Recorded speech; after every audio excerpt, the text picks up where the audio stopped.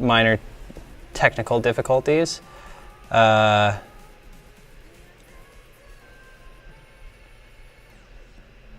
we live? Are we live? Are we live? Just waiting for Twitch to catch up. Just want to confirm I'm live before I go into what we're doing today.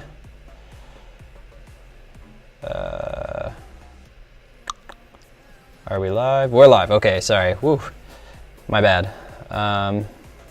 Okay, so today we are going to be doing some stuff, finishing off my website in particular. It's the last episode of DevSesh that's going to be covering some web development. After this, we're going to be launching straight into game development, so stay tuned for that. Today, though, we're going to be fixing up a couple pages that are still broken on my site, and also putting together a couple Easter eggs. We'll save the Easter eggs for the end, because that's going to be a little bit more fun. Get the more boring stuff out of the way first. Anyways, with that in mind, let's get at it. All right. So, picking up where we left off. All right. Let's just get our web server going with our handy dandy Jekyll serve command. Got to get to the website first though. So saricden, websites, saricden.com. And get status as I always do, but again, it's not going to tell me much now because I've got about 1 million things changed. My last commit was October 14th, and it is October 14th last year. It's a whole different year. I'm a year apart. Oh, whoopsies. Subcommand is required for sure. All right, Jekyll serve, we are going. Alrighty. Let's confirm we've got our web server running.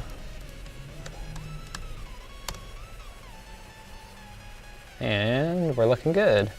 Internet's a little bit slow today, so that's a little bit of a concern, but hopefully it's coming through okay on your guys' end.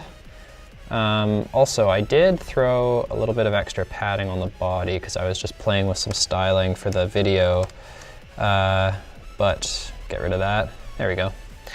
So here's our home page. It's looking all right. The home page is not the page in question today. The first thing we're going to be doing is got our lovely parallax effect that we added in a previous stream. I like that. I think that looks pretty good. Next up, we're going to be, what are we going to do? Let's see. Yeah, so I guess might as well, let's fix this first. We've got this huge gap at the bottom, courtesy of our parallax. So should be easy enough to fix. We just got to pretty well offset. Yeah, I don't know. How will we fix that? Because we're using transform Y to move this around for the parallax. So yeah, as you can see it moving, you can see it in action right here, this transform translate Y property in the style attribute. That's how we're getting that parallax effect in there. If you missed that one, oops, excuse me. If you missed that one, if you missed the parallax, that's in a previous stream, which is going to be both on Twitch and on YouTube too, eventually, whenever I get around to putting them on YouTube. Anyways, let's make sure I got my chat open here, and we'll be good to go. So, yeah, step one, we're going to remove this extra chunk at the bottom here, this gap. So, to be honest, I don't know how we're going to do it. I'm just going to play around with it. I guess I could always just try giving it a negative margin. That might work. So let's try that. Margin, bottom, negative 700 pixels. Not looking so good. Didn't work. Okay, try again. All right.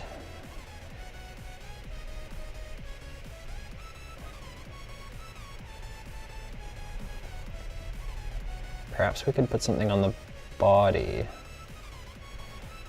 Why is that not highlighting? Oh, that's funny.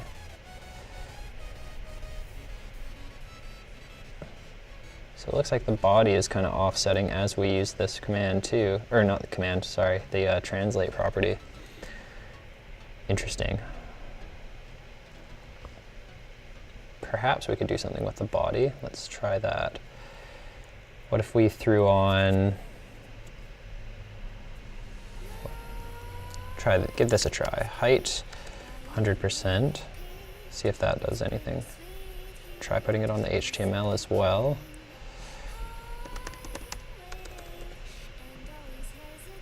Oop, there we go.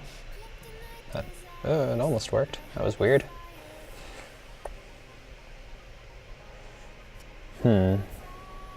Oh dear. Oh, that was, okay, that's weird. Took a minute to catch up when we were scrolling. Ooh, that's not wonderful. So if you scroll really fast, it looks like the parallax is kind of, whoa, the parallax is just freaking out entirely. Oh, but it seems to be doing that after I added those height properties, so let's see if we remove those, if it's still freaking out. Oh, it is still freaking out. Is there anything else I messed with? Let's just refresh the page entirely and clear everything to see. Yeah, it's pretty smooth now, again. Even if you scroll fast, no worries. Weird. Not sure what that was about.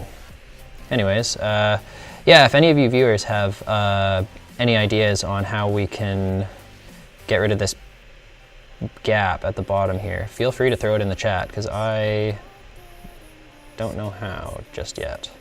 Just yet. Stand by. We'll figure it out.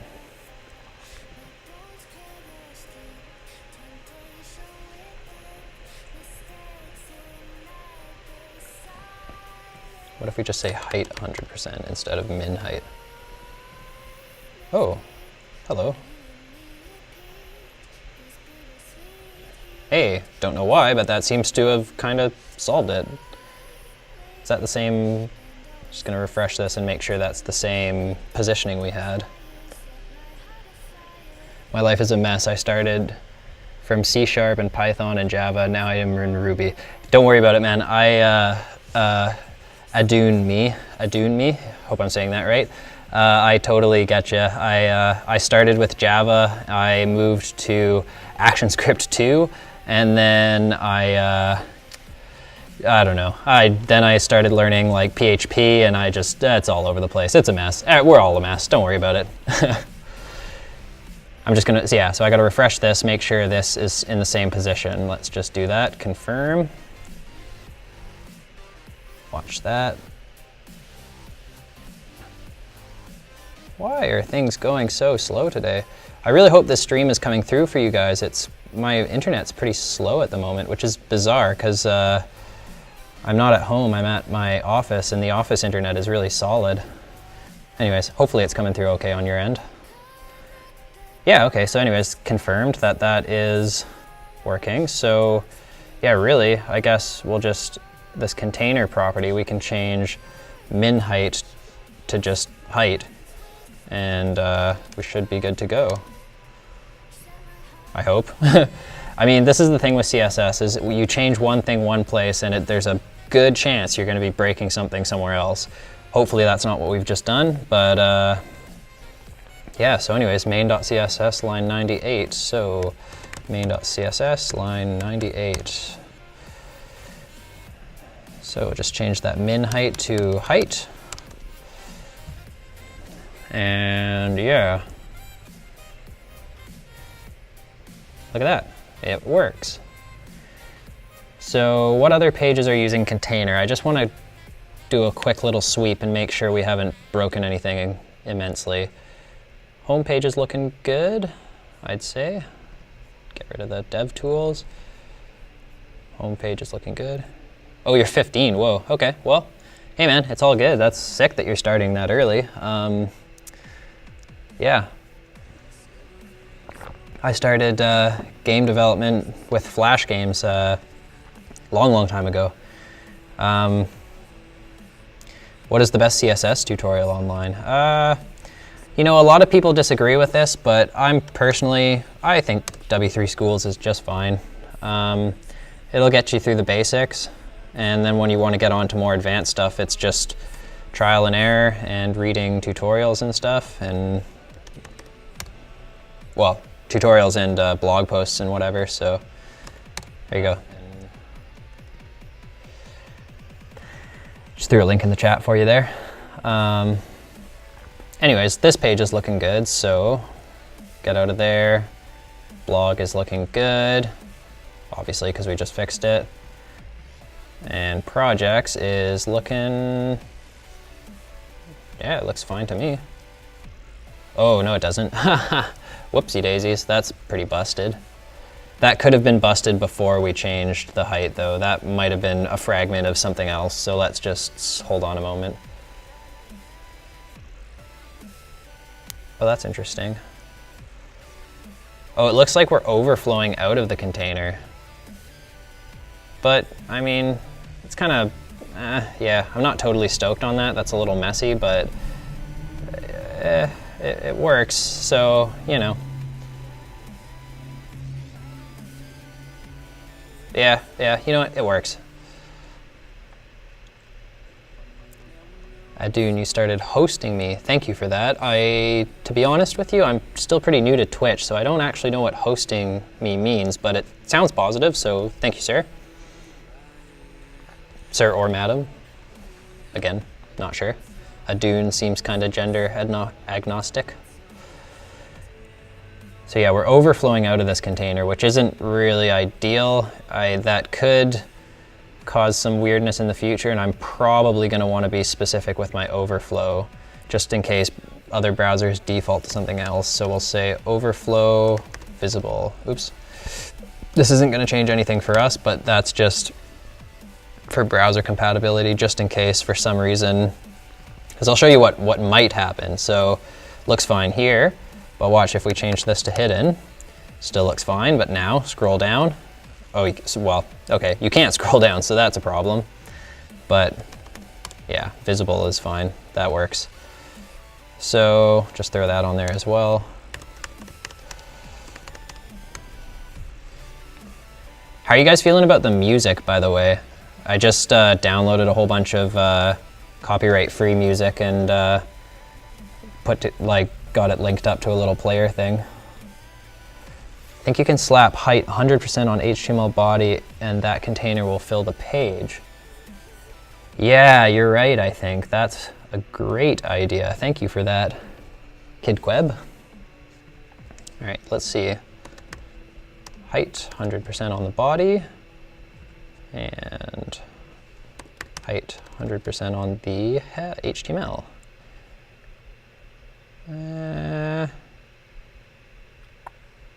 Not quite. Still looks like we're overflowing, but to be honest, I don't want to spend too much time stuck on this because I know I will just waste the entire stream working on this. Yeah. Did it have it before? No, I was using min height 100% before though.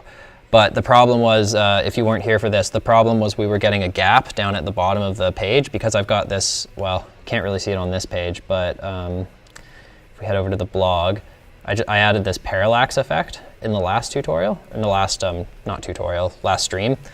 And the way I'm doing it is I'm modifying the transform, or the transform translate Y property. You can see it updating there in the side.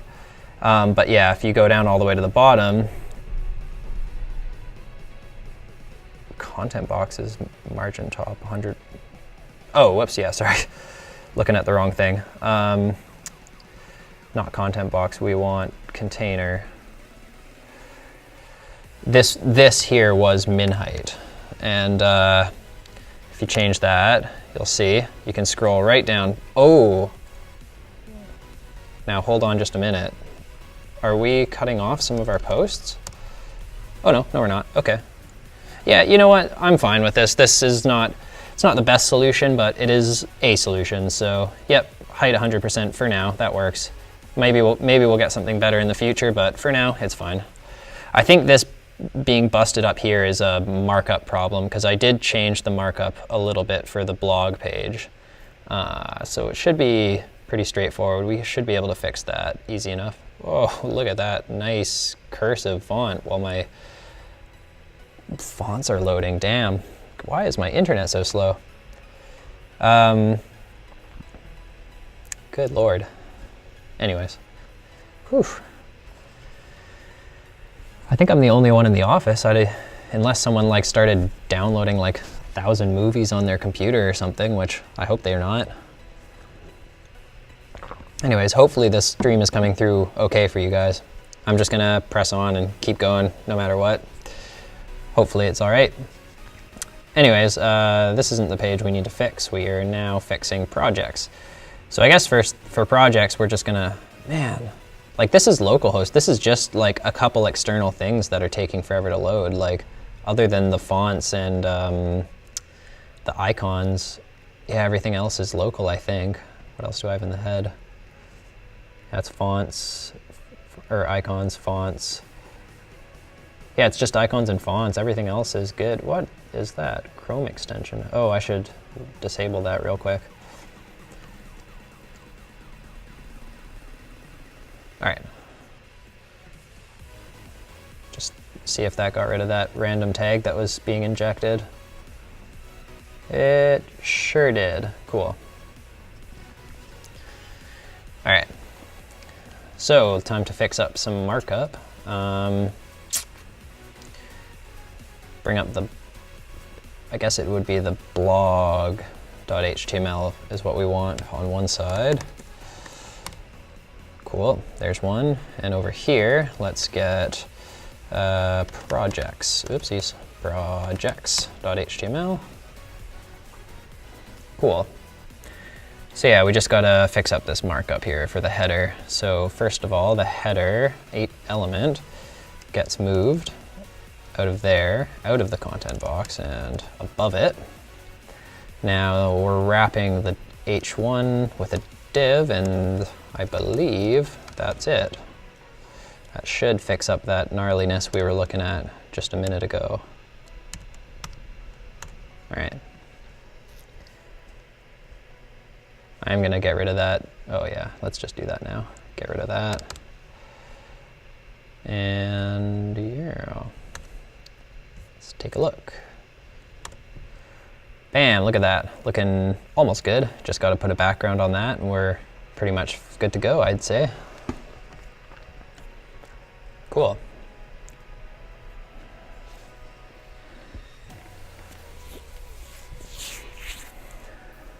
I'm kind of thinking this is eventually going to be changed to just games and libraries that I make, but for now it's got all my old web projects and my old legacy games on here, but whatever, I'll update the content some other time. That wouldn't make for a very good stream, just sitting here updating content.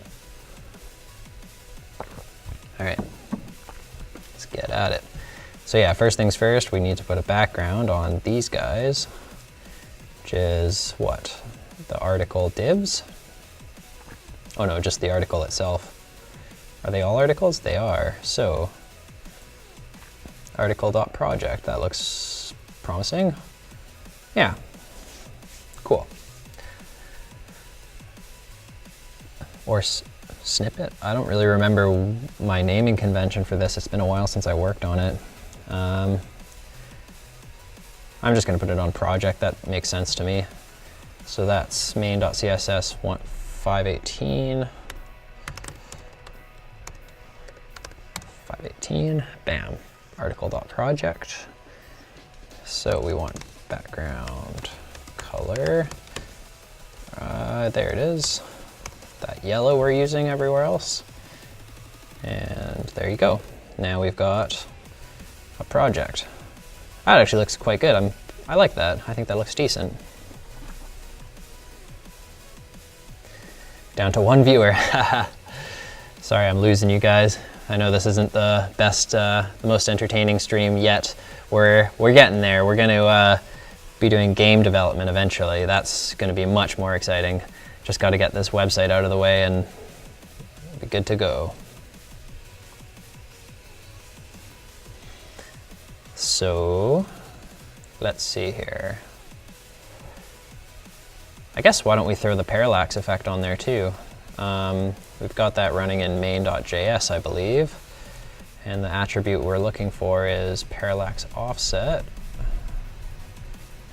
Or we can just copy these right from here, why not? So, H1 gets one, and the content box gets one. Right on.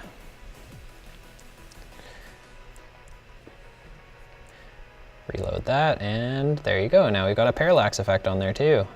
How about that? It's a little subtle, but I think it's good.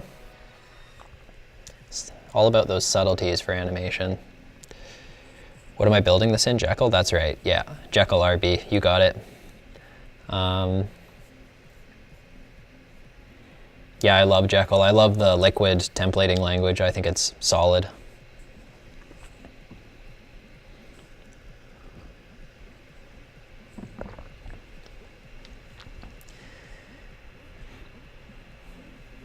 How's your night been going, Kid Queb?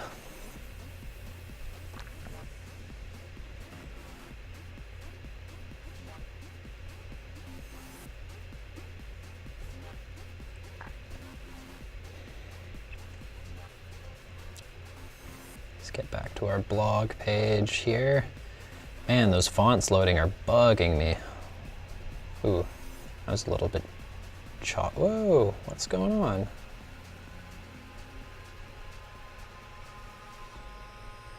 If I close DevTools, is it still doing that?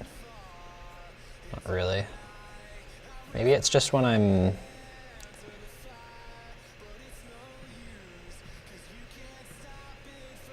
Whoa, don't go back. Ah, come on.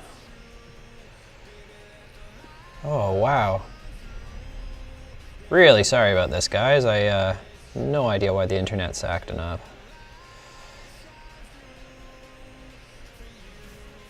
Yeah. I'm thinking this parallax effect might need to be optimized in the future. It's given me a little bit of weirdness. Or it might be the parallax, it could be something else. Hard to say for sure. But yeah, I'll device test it a little bit more thoroughly after this and see how it performs. But yeah, chill, just working on a little side project after work. Right on, watching other people code. Yeah, that's awesome, man. Yeah, I'm new to the whole Twitch community with the live streamers coding and stuff, but I like it. It's cool. It's a lot of fun, and yeah, I don't know. I'm just doing what I would be doing every other day, and you know. Oh, hey, what's up, GX Evolved? Glad to see you made it. But yeah, Kid Queb, I'm just. This is just what I would be doing any other night, and I just decided, like, why not start streaming it too, right? I mean, the only difference is now I just have some people to talk to while I'm doing it, which is pretty rad. Kind of a cool difference, actually. Anyways, yeah, so this is looking good. And GX Evolved, we just fixed up the, we fixed that bug from the parallax before where it had a bit of an offset. It wasn't the best fix of all time. It's a little bit, it's kind of sloppy in my opinion, but you know, it works for now. So I'll look into a better fix later on, but I don't want to get too hung up on it for this stream, and it's working, so, you know. We got it on projects now too, and now next thing we got to fix, excuse me, is this page is now officially jank. But I guess it's probably just markup stuff that we got to change here as well, and then it should fix itself. So, what template would that be? I believe that would be post.html. Yeah, so actually this just looks ooh, it is a little different. It doesn't have a content box. It's just got a main primary. But whatever, we'll just see how it goes. So throw post over here and compare it to projects. So I guess first things first, let's get the header out of that. Oh, my bad, it is in a content box. I'm just blind.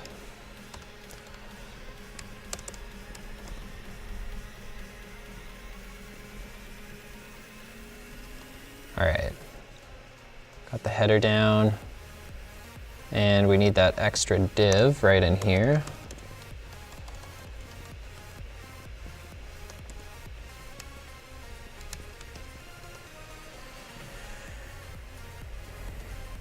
Yeah. What else? Content box is the exact same. Oh, right, I was just... Well, let's see how it looks. Bam, look at that. I'd say that's working.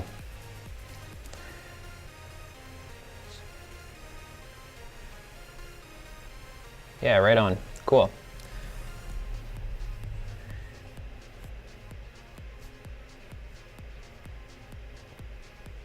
How do you guys feel about this, like, Kirk M at Saracden's blog presents blah, blah, blah, blah, whatever? It was there before I had this logo, so that's the only reason I really had it there, was to have something that shows the logo, but now that this is there, I'm feeling it's a little redundant. Oh, looks great. All right, cool. Thanks, GX Evolved. Leave it there then. Cool, so what now? What are we? All right. That was a much easier fix than I thought it was going to be, so cool. Fix the post pages. Now I guess I thought this was going to take a lot longer, but we can just move right on to Easter eggs, I suppose. So the two I had in mind, one we worked on a little bit last episode. If you click this, it'll start to spin. I'm thinking maybe we can throw like have it like grow and shrink, or just grow or something as well. Growing and shrinking might be kind of cool. So that part you can remove. That part you can remove, you want. I meant the whole thing in general. Oh, I gotcha, yeah. Obviously Konami code is needed, totally. You got it. You got it, Kid Queb. But I see it is removed on one page. Yeah, yeah, exactly. I got rid of it on this page, so yeah, I'll get rid of it here too, actually. Just keep it all consistent. Oh, you know what? I just thought of something though. Yeah, that looks better actually, I think. Now it's just the title of the article. So cool. Let's just double check though that I think the project pages are going to be pretty bust, but oh yeah. Okay, so we got to fix these too real quick. Then we get to move on to the cool stuff. What did I call it?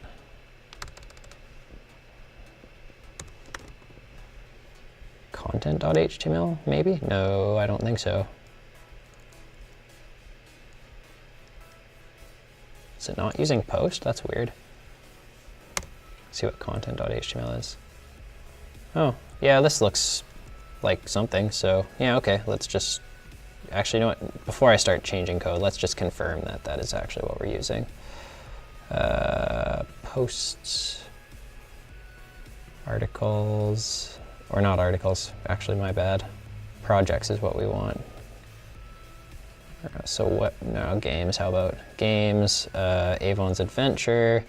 It is using the content layout. Okay, cool. So it is the right one.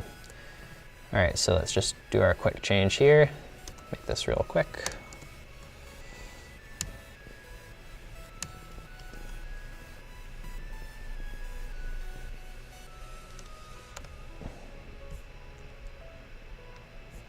Sure, just leave that HR there, I guess, the horizontal rule, that's fine. Get rid of this again and wrap it in a div. Do you do any social media icon stuff? Oh, do what you gotta do. You got the brain and passion for design. Thanks, dude. Much appreciated. To be honest, I don't consider myself much of a designer. I have a lot of respect for designers. I think what they do is incredibly important and often undervalued, but no, I've worked with some really amazing designers before, and like the stuff they can put out is just unreal. But the social media icons, yeah. Are you saying like, do I have like a place that I get my icons from or something?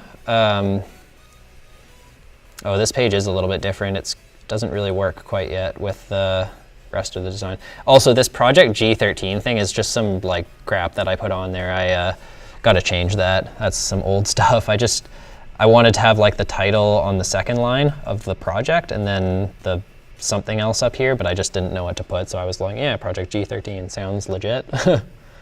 I was thinking of giving them all like project codes maybe. I don't know.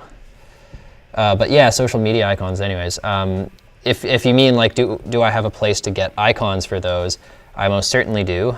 So if you hit connect on my site, see I've got one for GitHub, Stack Overflow, Instagram, Patreon, LinkedIn, and just an email one. The place I get those icons is this wonderful service called Font Awesome. If you've never heard of it, it's probably going to take a million years to load because my internet's being bad right now, but throw that in the chat for you. That's what I use to get my icons. I'm not even going to wait for it, but yeah, Yeah, take a look. It's awesome. Like what you do is you include one extra style sheet on your site, and they have a CDN, so you don't even actually need to install it locally. Oh, you've used it. Okay, cool. Yeah, they're solid. Just one thing you got to keep in mind though is you got to make sure you choose like all the icon sets, not because they split it up now. They have it split into like the social media icons are in like the brand section, I think. So yeah, you got to use a slightly different CSS selector too, or a class. You got to call it FAB instead of FA. I've used them. The idea to place them into Connect. Not sure I know what you mean. Like you've used them before, or yeah. Were you just wondering like just if I had social media stuff on here? Because yeah, that's basically where I throw it. I just keep it all under Connect. Works for me. I might like, I don't know. I'll play with it one day perhaps, but for now it's fine, I think. I do think though, so it looks like, yeah, I had a slightly different design on this page that is now not really working with this this offset here. Shoot, I totally forgot to charge my headphones too, and they just gave me the little battery low sound. Hopefully we can get through it okay, and we might be in for some technical difficulties again. Sorry, viewers. But anyways, back to this. Yeah, because I think if I throw the parallax effect on here, it's going to look a little wacky because this text is going to start going over here and there's going to be no border on it, right? So yeah, figure something out for this. I do like that border around the images though. I think that might have been the reason that I chose not to put a border around the outside too. We'll see. See how it looks. Let's just or you know what, let's put the parallax on first and then get back to that. So data parallax offset equals -700. And on the content box as well,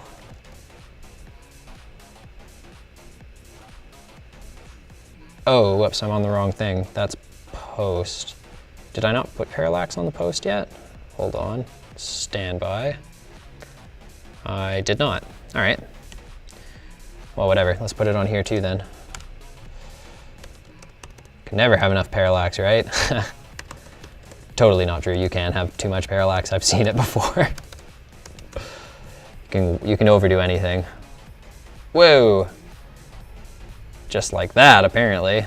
Yikes. Okay, so that looks like a bug with our parallax effect, I would say, indeed. I'm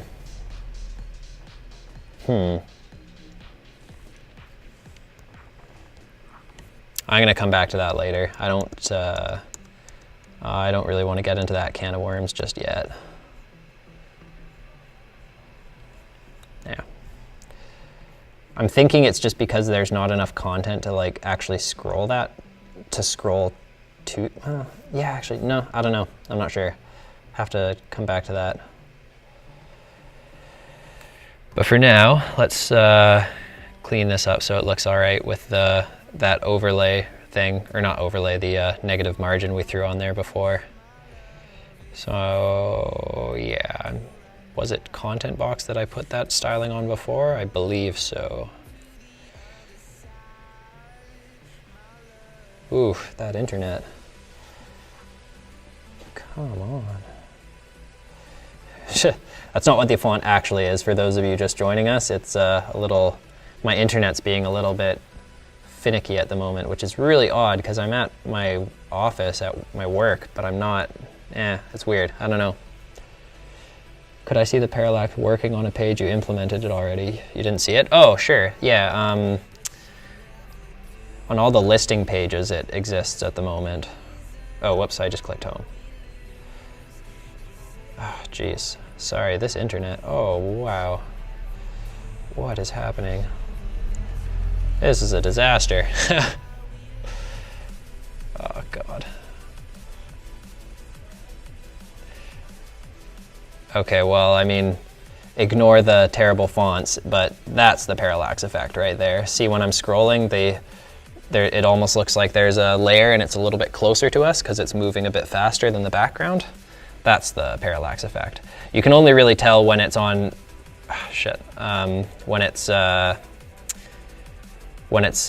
when you can see the banner. When you get past the banner, you wouldn't really be able to tell the difference. Yeah.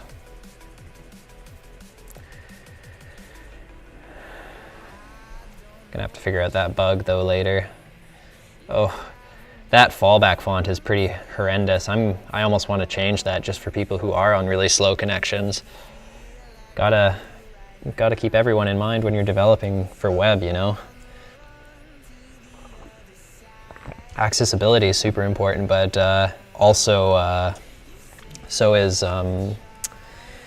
you know, keeping your page fast and decent on slow connections. That's something that people always overlook.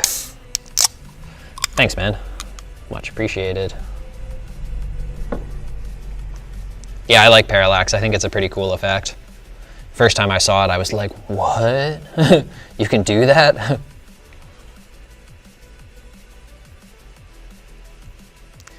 All right.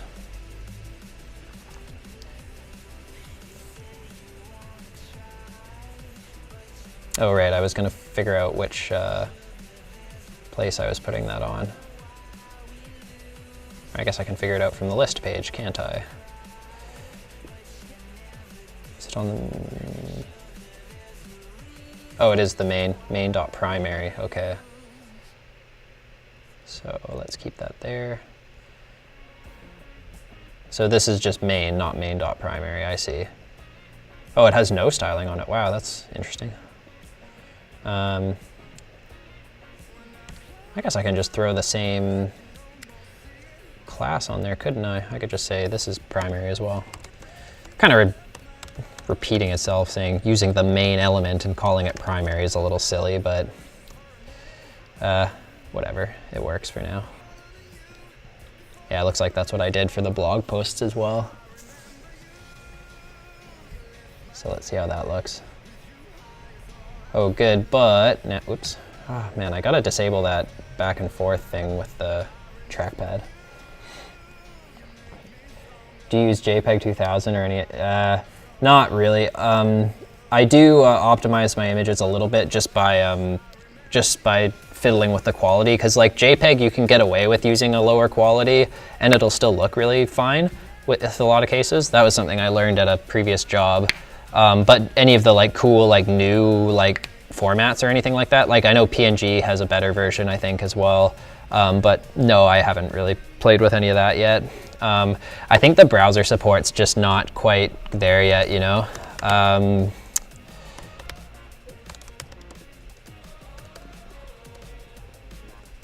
That's what it's called, JPEG 2000? Oh Lord, my internet though. WebP, that one's new, yep. Oh, do you check Google's page speed test or any other speed test websites? Like for my page's speed, or like, are you talking just like a straight, yeah, anyways, this is the support for like JPEG 2000, for example, right now, so really the only one that supports it is Safari and iOS Safari. But I am looking forward to when those are widely supported, because that'll be a solid optimization. That'll be really low-hanging fruit, so to speak. But yeah, GX Evolved, what do you mean Google Page Speed Test? Is that like a service they offer or something? Because I actually haven't heard of that.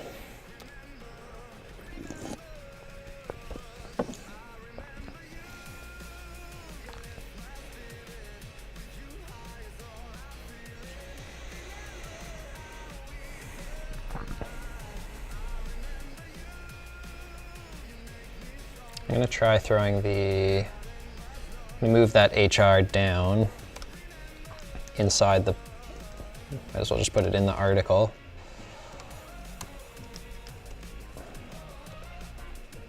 There we go. Now that HR looks fine. I mean, it's a little, yeah, it doesn't really need to be there, but whatever. Yeah, they scan your site and tell you how to optimize it. Oh, cool. That's so interesting, that Can I Use site. Yeah, it's solid, dude. That Can I Use is wicked. Oh, PageSpeed Lighthouse. Yeah, oh, okay, yeah. I've never used the Google Page Speed Test one, but I do use the Audit tab in Chrome DevTools. If you've ever seen that, I think it is Lighthouse. Oh yeah, there's a Lighthouse right there. So yeah, I'm guessing it's Lighthouse, KidQueb, and their new web.dev. Check that out. I've never seen that. .dev. What a cool extension that is. Or top level domain.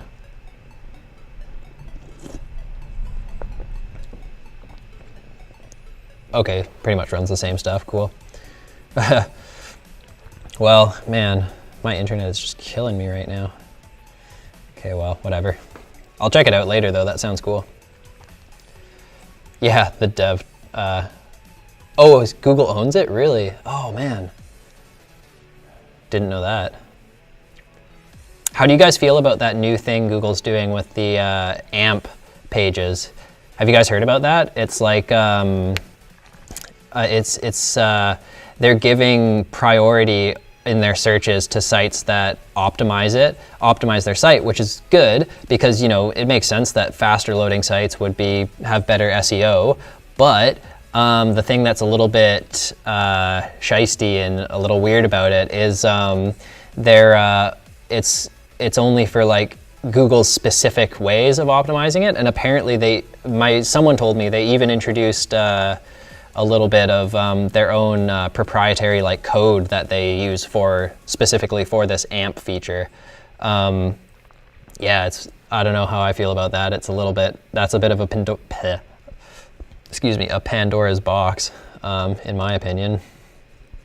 Anyways, get back to this. Maybe I should run an audit on this afterwards though, just to see how it's going. With my current internet speed though, it's probably gonna be abysmal. Anyways,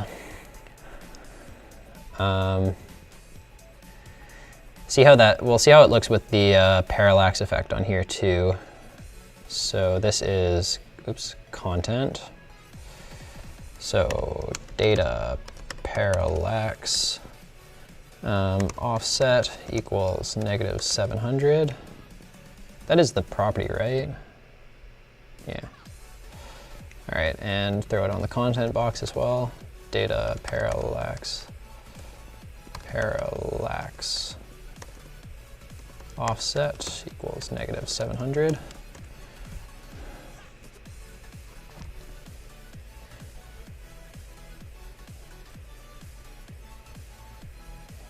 Looks good on the project page. I'm thinking that bug must be just when there's not that much. Yeah, it's weird. It's funny that it doesn't work though, because I'm using a percentage kind of scalar thing, so it's weird. I see. I like it. Like Google has the power to mold the web and fine tune it. Yeah, exactly. They probably want a better experience and more order, and they can lead the way. But I don't know enough about AMP. Yeah, to be honest, I don't know a whole lot about it either. I just my friend / coworker was telling me about it.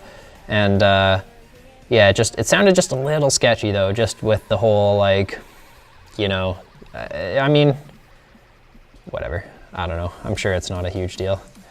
Just had an idea for this border that might make it look a little bit better, because I don't think that border, like the double border thing here, looks that good. If we say RGBA though, nah, that still doesn't look that good. That's all right though. Or actually, you know what? Better yet, stitch border. Say background color RGBA. Try his dark one first. See how that looks. Yeah, that looks okay. Still not great, but it's something. That looks better, I think. That's fine. I'll just quickly see how it looks with a white tint instead of a black tint, but can't even barely see that. That's too much.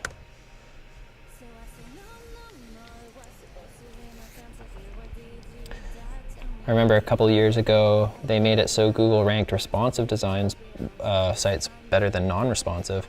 There was like an official date when they said they would start poorly ranking. I think I remember that too, actually. Yeah. Yeah, that was interesting, and also something that I support. The only thing that to me seems a little shisty about the AMP thing is just that, whoa, what was that?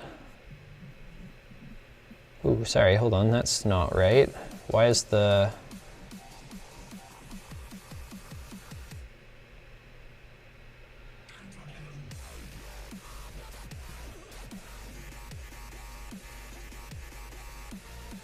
How come that's coming down now? What is going on?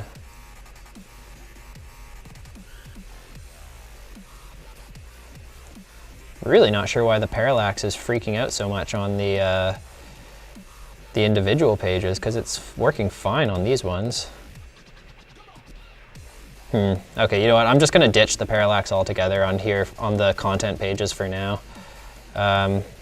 Revisit that in the future.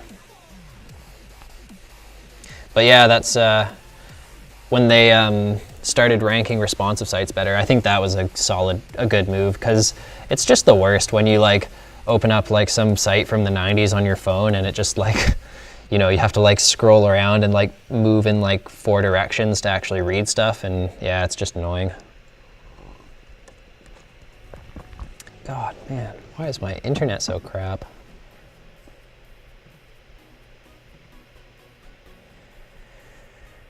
Hey.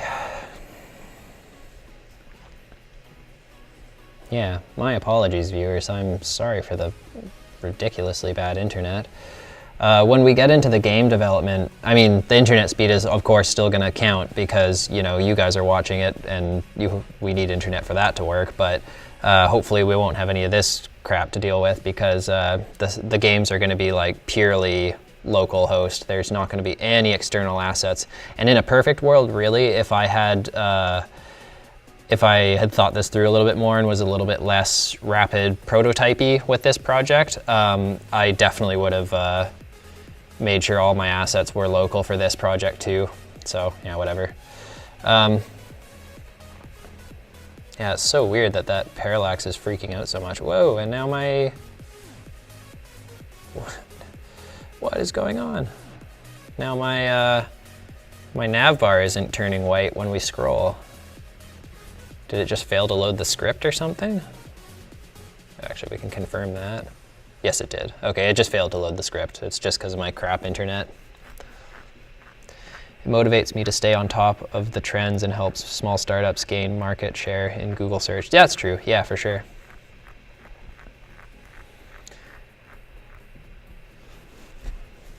You know what? I might just... I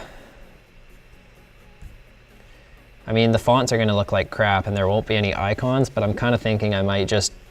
If the internet keeps up being this poor, I might just comment out the external stuff I'm loading, and just none of it's critical, so yeah, should make for a little bit better of a experience for you guys.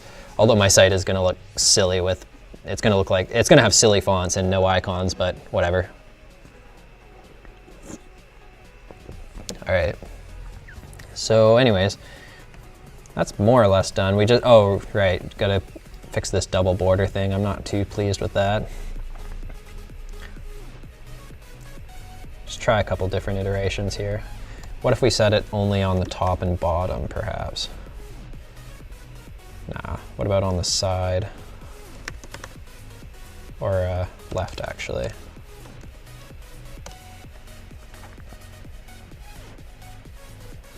Yeah, it looks okay, but you know what, honestly, I think I'm just gonna keep it simple and ditch the... Yeah, whatever. We'll just ditch that double. As much as I like that border effect, I don't think it goes well having the other border on the outside. So that's main CSS line 27.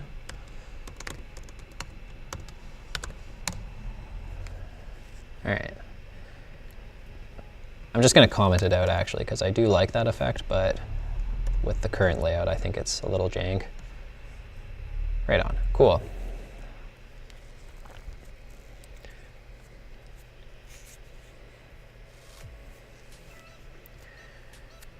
So I guess with that out of the way, we can just get on to the Easter eggs for now.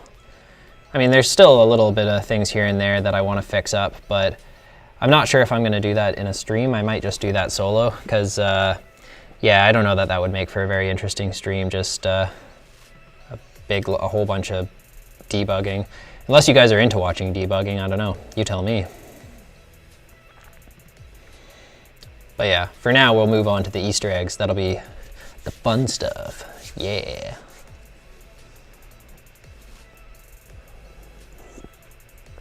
The fun stuff with the shittiest internet. I was just about to say the shittiest internet in the world, and then I realized that some countries sadly still don't have internet, so I should just shut up. Whoops. Count your blessings, right? So yeah, right now we've got this Easter egg where you click the logo and it starts to spin. I'm thinking, why don't we just have like a total party? What song is playing? I like this song. Is my song thing not updating? Oh, it's, yeah, it should show on the stream, this down here. It's repeating the name like a million times, but I mean, it's just, yeah, Symbolism by Electrolyte is this one that is playing for me currently. You guys are probably a little bit behind, but not by much, I don't think. Yeah. Yeah, GX Evolved, how do you feel about having music on the stream? I think I brought it up before, but I just downloaded a whole bunch of copyright-free songs and just made a playlist out of them so we could have something playing in the background. Yeah, like, I don't know, like, how do you like the music? Are the levels coming through okay for you? Like, I guess you can still hear me. Oh no, my headphones are dying. Shoot. Okay. I think we've got imminent technical difficulties, but don't worry about it. I'll cross that bridge when we get there. I'm such a dunce for not charging my headphones before streaming. I need to get like a pre-stream checklist down so I can reduce my technical difficulties. Nice man, very smart. Cool, thanks dude. Yeah.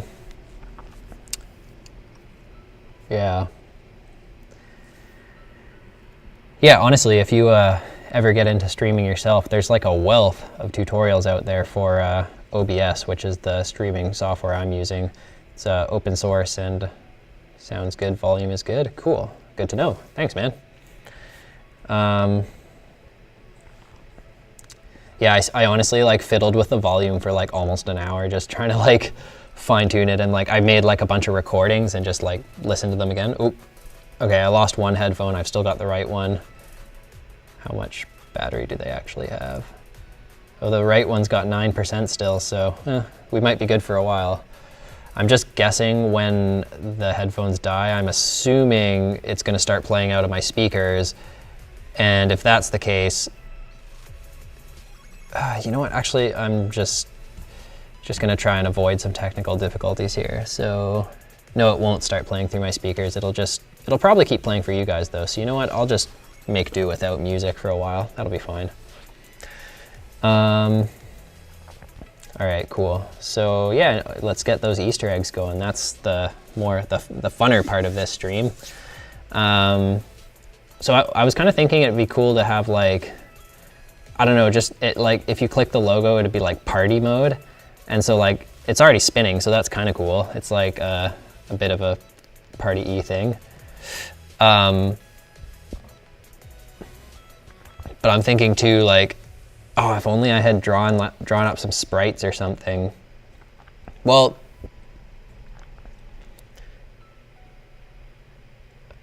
okay, I've got an idea. I think this is gonna be cool. How about okay, there was this really, I'm gonna try and find it, because this is hilarious. If you guys have never seen this, you are in for a treat. Believe you me. If my internet ever loads it. And it's gonna have to load a video, so good Lord, we're in for some trouble.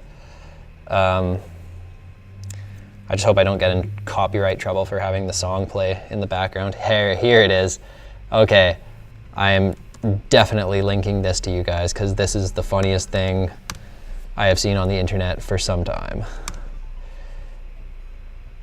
hopefully that made it, yeah, all right, cool. Okay, so we just got to pause the music here for a minute. All right. Now, so you got to drag this into your bookmark bar. So I guess I got to enable that first. Always show bookmark bar. Cool. So you drag this into your bookmark bar, wherever you want. Oh, what? Does it not work anymore? Okay, well, you know what? There's another way we can do this. Just copy the address. That'll work too.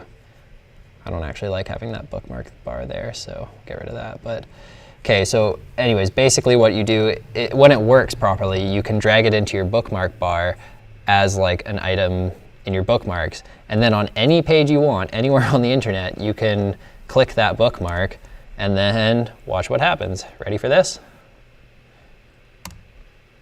No, syntax error. Oh, okay. I'm sorry I hyped that up so much, but try it on your own computer, because if it works, it's hilarious.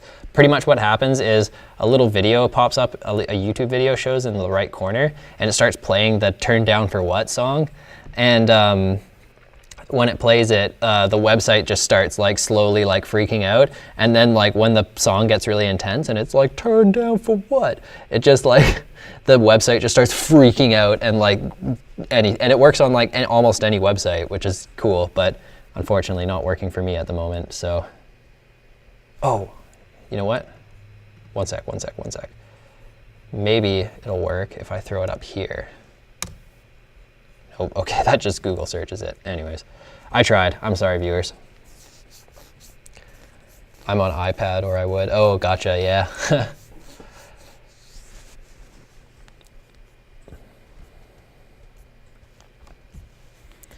So anyways, for ours, so I'm thinking we can do something similar to that. So just have the whole page just start partying when you hit that button. Except I think we're gonna try and minimize the partying on the nav bar, just so that you can stop it if you if you're like, what did I click? What's going on? So I think first things first, we'll just make it so that the logo grows and shrinks as part of the party. Where would that be? Here we go.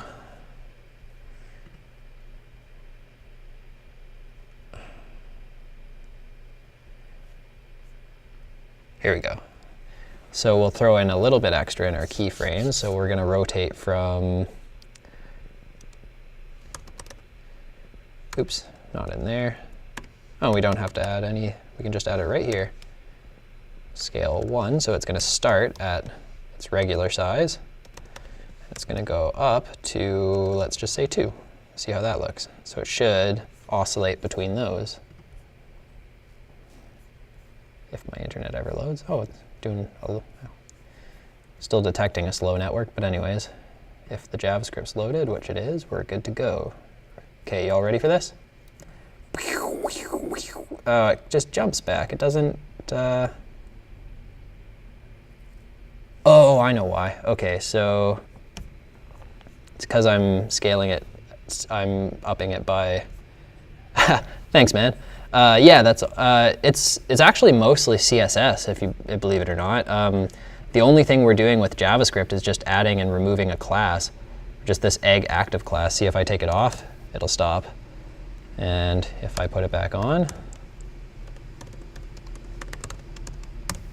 starts doing it again. So yeah, it's mostly CSS, actually. So I guess instead of from and to, we're going to say 0%, 100%, and we're going to add a new one right in the middle for 50%. So we want, this will be back, oops, this will be back to scale 1. And then this one in the middle will be transform, rotate 180 degrees, so it's halfway rotated, and scaled up to 2. And then it should scale up to 2 and then back down, and as it's rotating, it should do that. We'll see how it goes. It does actually look kind of cool how it kind of just gets bigger and disappears. I don't know, but whatever. There you go. That's all right.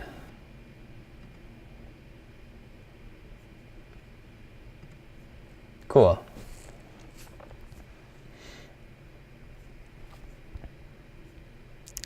Oh, I did just lose my other headphone. I didn't even notice.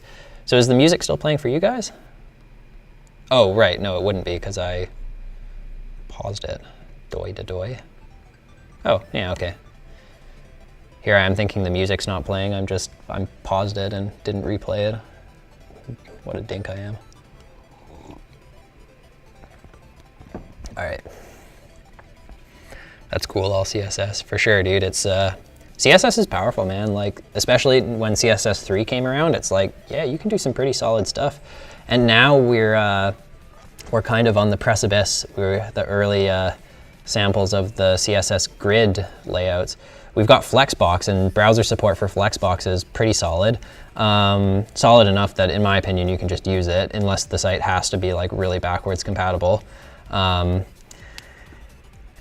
Grid isn't quite there yet, but it's getting there, and it's getting there fast. And I've heard great things about it. I haven't used it myself, but I've heard good things.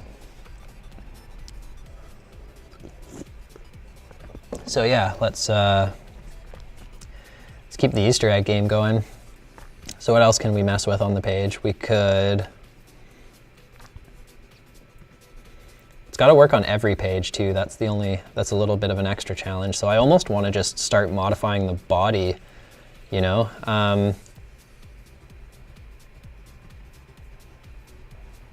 Okay, I've got an idea. This is probably going to get real crazy. But so we're going to have to modify our JavaScript a little bit here. Not home, we want main. Just close out of, I'm going to close out of some of this stuff. I don't need all this anymore.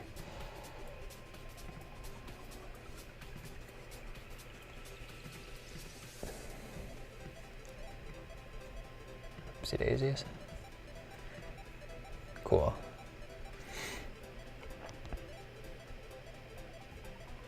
My fate, yeah. You can also use the animation direction alternate. Ooh, if you have complex animations, but you don't want to do the 0, 50, 100%. Oh, that's cool. I didn't know that. Thanks, KidQueb. That's awesome. Keep that in mind.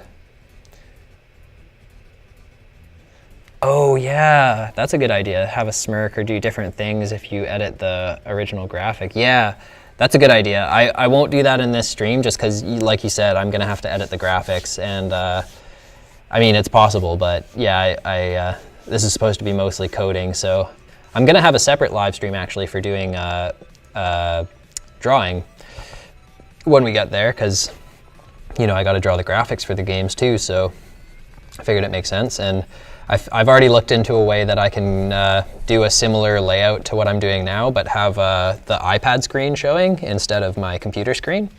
And then just have the same audio and everything going, same audio, same video, and just drawing on the iPad instead. Be kind of cool. Anyways, yeah, so we're gonna have to change up this logo Easter egg a little bit. So instead of the logo, we're actually just gonna put it on the body. So let's just say body, body, and body.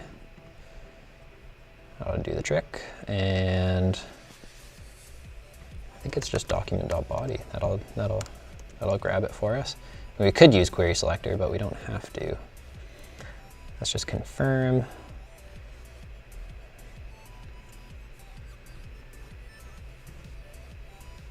Okay, JavaScript's not loaded. Oh, it is loaded. Okay, so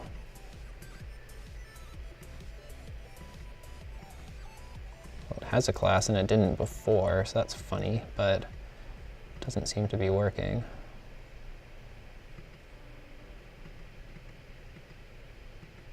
Yeah, okay, that's not working. So, oh. No, oh, but I see, we're just not, that's okay. So we just need to get the logo as well. Keep that selected. query selector, header dot logo button, I believe. What do I use for drawing? Good question. What do I use for drawing? For static, I don't actually have any super good drawing software. I'm doing it on my iPad, so I'm just using apps. And the two I use at the moment are, the main one I use is it's called Flip-a-Clip. Yeah, KidQueb, I have used classless before. The only reason I used class name here was just so I could make it a ternary instead of like a couple if statements or an if else or whatever. I really like using ternaries personally. I use them sort of whenever I can. But anyways, GX Evolved, yeah. The main app I use for drawing on my iPad it's called Flip-a-Clip. It's solid. It's good for animation, so that's what I like to use it for. It does have a limitation on how many layers you can have, which I find to be kind of a bummer. But the cool thing is you can export it as like a bunch of PNGs, like a PNG for each frame instead of like just GIFs. So it's perfect for game development because you keep that transparency in the background, right? So solid for that.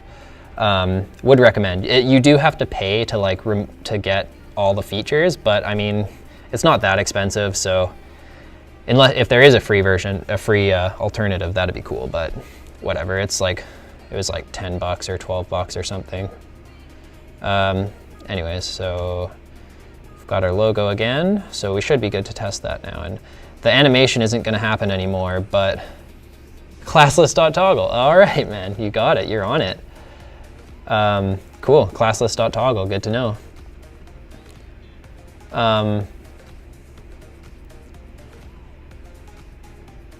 There you go. So the body class is changing. Perfect.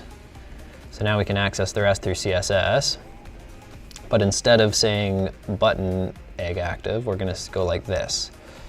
We're going to just say body.eggActive, header logo button, and now we should get that animation going again on our logo.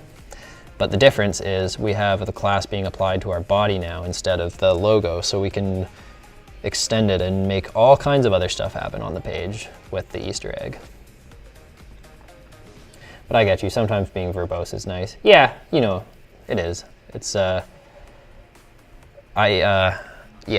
tend to be as verbose as I can most of the time, which I can go a little too far. I know it's bad if you're like too verbose. Like I was mentioning in the last stream, I have a bad habit of like giving my variables like super long names. I'm trying to break that habit, but it's tough. It's tough, man. I like doing it. Anyways, so that's working still. So now we got to choose some other stuff to mess with on the page. Might as well start with the home page, I guess, because the other pages are kind of have a similar markup, but the markup on this page is like completely different. So yeah, let's do it. Let's see what we can do.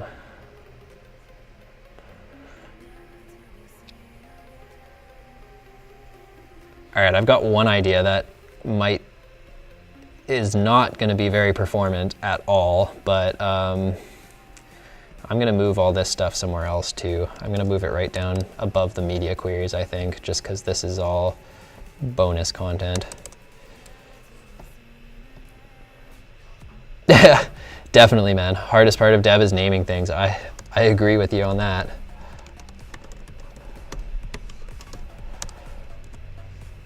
All right. Also, we're 1 hour, 9 minutes in to this stream. I'm probably gonna cap this one at 2 hours, just because if I cap it at 2 hours, there's still a chance I can catch a bus home and save myself a 45-ish minute walk, which isn't that bad. I actually don't mind walking, but it's just, I gotta work tomorrow. I've got a meeting at 9:30, so gotta be awake and coherent for that. Anywho, so yeah, now instead of just applying that animation to the button, our logo button, I was thinking it'd be kind of funny. Just see how this looks. It might like, this could very well freeze my computer, but we'll see. Actually, you know what? No, this is a better way of doing it. Let's say all but not. What do we want to exclude? We want to exclude the navigation bar, which I guess I need a HTML file for that.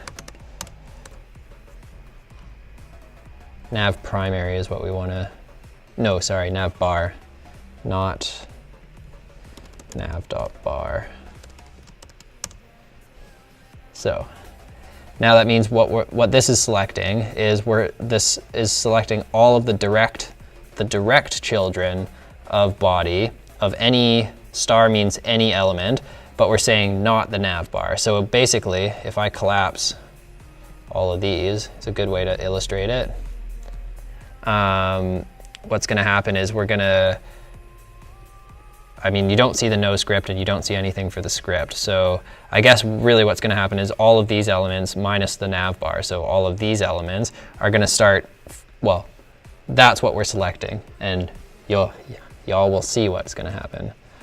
Or actually, you know what, let me just do it like this too.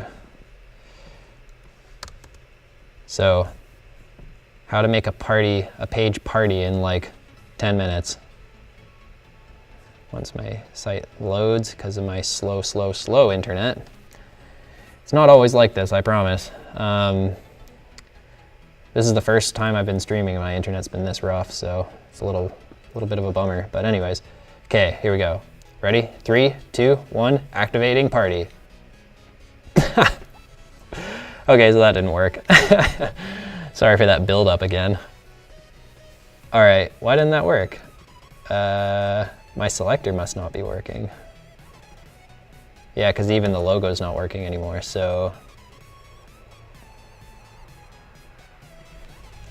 Just get rid of that and see if it's, maybe because I moved it to a different place in the CSS, I doubt, oh. Yeah, no, I doubt it, but just test it without that. Without the extra line of partying. Yeah, okay, so it is just that line that's not working. Weird. Something not right with my selector. Maybe it's because I've got nav in there? I don't think so, but give it a try. That's it, my headphones finally died.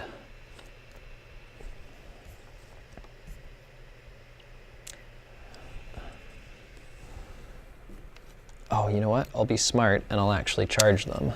That's what I'm gonna do. Ay. This internet though. Oh man. Hitting refresh a bunch of times makes it faster, right? That's how computers work. Smash his refresh button. Oh, come on. There we go. At least we got the video. If you guys are wondering, by the way, I'm not gonna have like a random video from Dave2D on here. I just like chose the first video that came up in my stream or in my feed to embed here just as an example, but I'm making a little video myself to explain what I'm doing. So anyways, here we go, trying again. 3, 2, 1, potential party in. Oh, look at that. Boom, party time. Oh, you're playing it on your phone. Nice, man. Cool. Thanks, dude. Thanks for trying it out. Yeah, it's definitely a work in progress. It's version 0.01 for a reason, you know. But we'll get there. Avon's Adventure is still not going to be the first game we're working on. I think you knew that already. But the first game I'm doing is going to be No Place Like blank or something. Name pending. I don't know. Might come up with a better name in the future, but for now, that's what we got. Okay, so let's try the party effect on this page. 3, 2, 1, party time!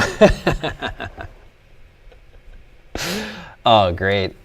Can you scroll? Oh, you can still scroll. Oh, wow, that's even terrifying. You can scroll through the party while it's partying. Doesn't really look that much different, but whatever. Dun dun dun dun dun.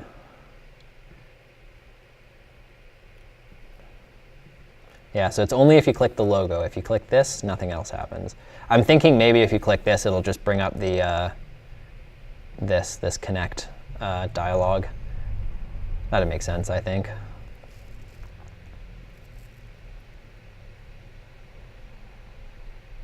It should have that happen on New Year's at midnight. Nice, yeah. Hey, that's a great idea. Should we code that right now? Why not? That'd be fun.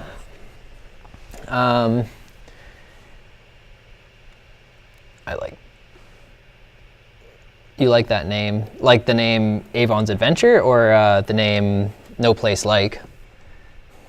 Oh, yeah, probably No Place Like. That's what I was talking about. Thanks, man. That's cool. I was gonna call it No Place Like Home, but I think that's probably been done to death. So I was thinking just No Place Like, kind of cut it off there.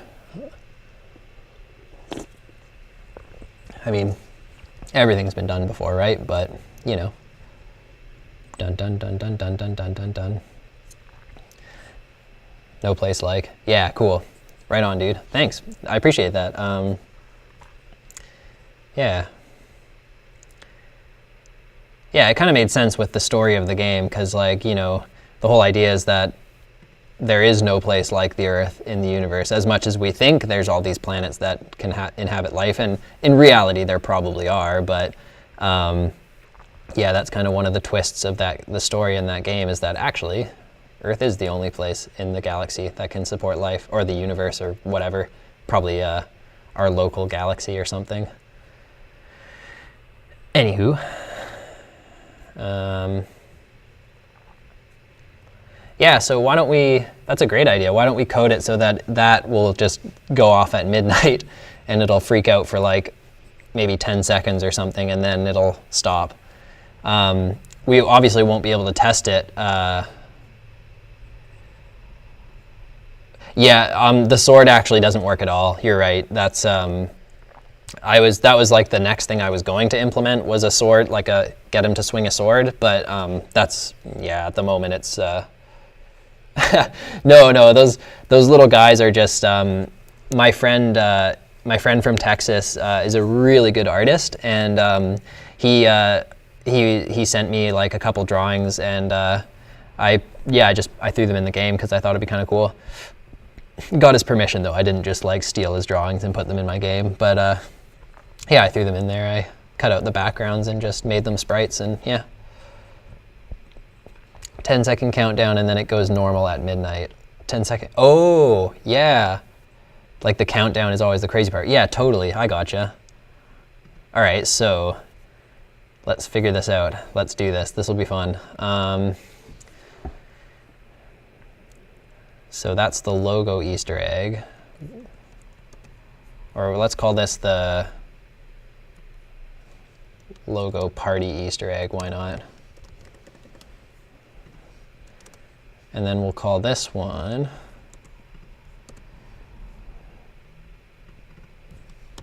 New Year's, just New Year's party Easter egg. How about that?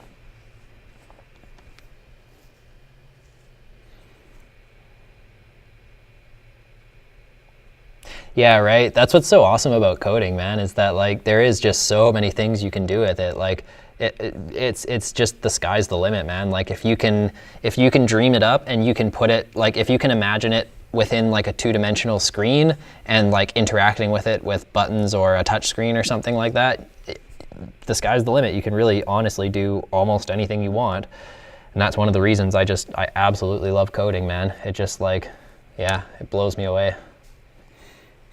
Like I've been doing it I started coding realistically when I was like 12 probably, something like that. My memory's crap, so I really don't know, but I'm guessing 12. And I'm 25 now, so that's 13 years, and it has not gotten old yet. Like I've been doing it 13 years, and it has not gotten old. Thanks, man. I appreciate that. I guess I've just been playing with HTML and JavaScript and all the web stuff for a little too long, and ActionScript too, but ActionScript is a thing of the past, so whatever. Alrighty, so New Year's party Easter egg. So we're gonna do like, why don't we do like a countdown on the screen, and then after the countdown, have it do the party thing, and then they just have to click it to turn it off, maybe, or something. Maybe I'll add like a little click here to disable thing, just so they don't think they're, I don't know. Yeah, I think that's how we'll do it. So let's write out some comments here so we can.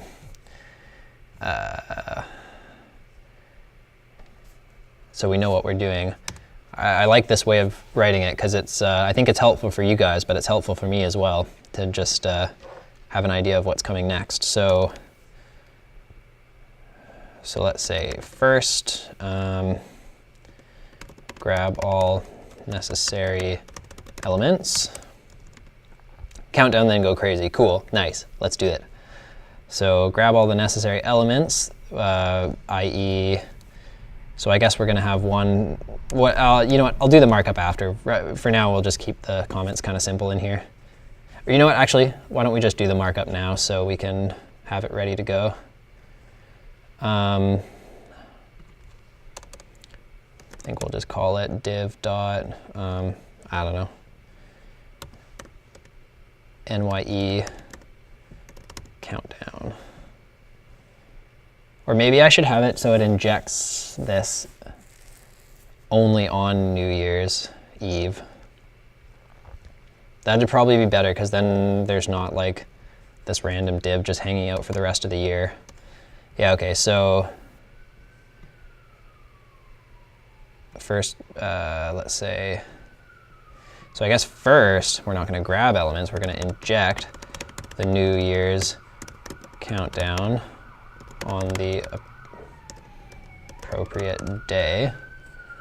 I don't know if you guys can hear the sirens, but there is a ambulance. Hope people are all right. So first inject the New Year's countdown on the appropriate day. Then grab, well, I guess we've already got the logo element defined up here. And what else would we need? We would need the countdown element, which we've got. We've got the body also up there. So yeah, actually that's all we really need. We don't need to grab anything. Cool. So on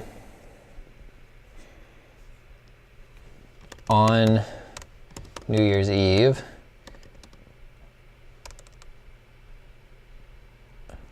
how are we going to do this? Because I guess we're going to have a timeout of some kind, otherwise it's not going to do anything.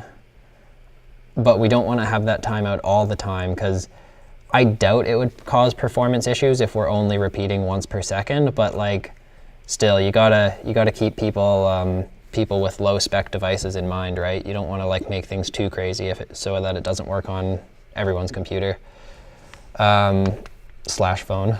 So first inject. Yeah, okay. So on New Year's Eve, so let's say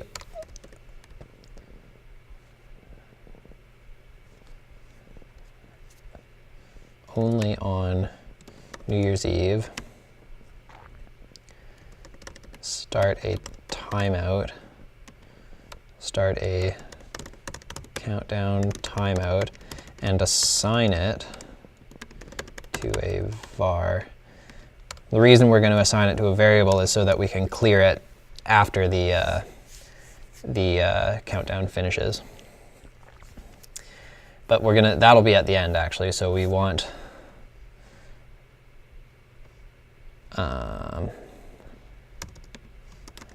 create a function for our countdown. And I generally like to do as much of the animation slash transitional stuff with CSS. And the reason for that is if the device that the person is using has a GPU, aka like a graphics card, the CSS transitions and animations can actually make use of that graphics card and be way more performant than if you were animating things with JavaScript, say. Generally, that's what I like to do. It doesn't always happen that way. Like there are times when you generally, you can, like 99 times out of 100, I feel like you can do it with CSS, but there is the odd occasion where you need JavaScript to do something like that parallax would be an example, kind of. There might be a way to do it. Well, I don't know. CSS only parallax would be a really interesting challenge. I don't know if that's possible, but that'd be cool. No, sorry, it wouldn't be possible. Or I shouldn't say it wouldn't be, because it might be. But anyways, I'll stop rambling and I'll keep going here. So create a function for our countdown, and yeah. So what is that function going to do? I guess that's the main bulk of this. So first of all, let's put this in here. Yeah, let's just go like this. Update the countdown number, then trigger the in animation, or why don't we just have it so it only has one transition, and that it plays straight through, so it'll start big and grow small, or start small and grow big. Maybe start small and grow big. I think that's a bit better of an effect for what we're doing. So start the grow effect, and then that might actually be it. Update the countdown number, start the grow effect. Is there anything else we would need? Let's just leave it at that for now, and we might have to refactor this, but that might be all we need.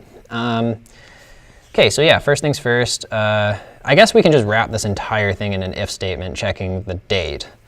And to be honest with you guys, working with date objects is always something I find a little bit tricky with JavaScript, so I'm probably going to have to defer to some documentation that hopefully doesn't take 1,000 years to load, but anyways, we'll figure it out.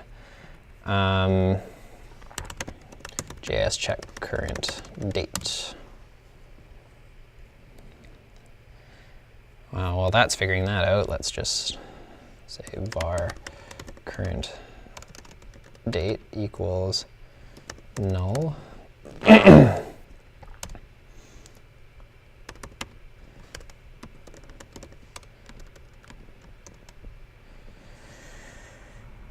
Or, sorry, we don't want the date, we want the month and the day, I suppose. Yeah, month and day, because we want it to work on any year, not just certain years. So we want current month equals null, var current day equals null.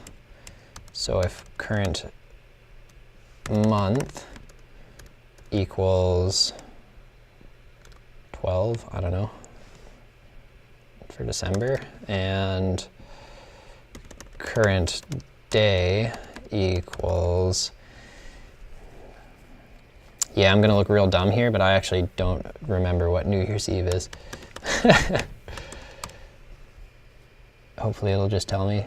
December 31st, there you go. That reveals how, like, I think I'm decent at coding, but the rest of life is just like, what?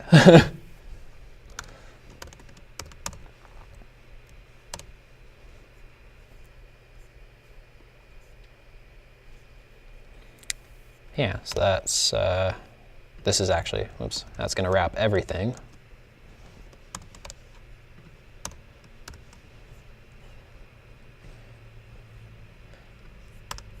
Looks like you're the only one again, GX Evolved. Usually I've been promoting these a little bit on social media, but I wanted to try to not promote them on social media this time, just to see what the difference would be, if there is a difference. It might be a little early to be doing stuff like that, but whatever. That, and I was just kind of short on time too. So anyways, so in here we're gonna say var update countdown equals function, and we don't need any arguments for this function, so that's good. And first thing we're going to want to, oh no, sorry, first thing we got to do is inject our thingamajig, inject that countdown. So I guess that can go in the if statement as well, because we don't want it to happen any day except New Year's.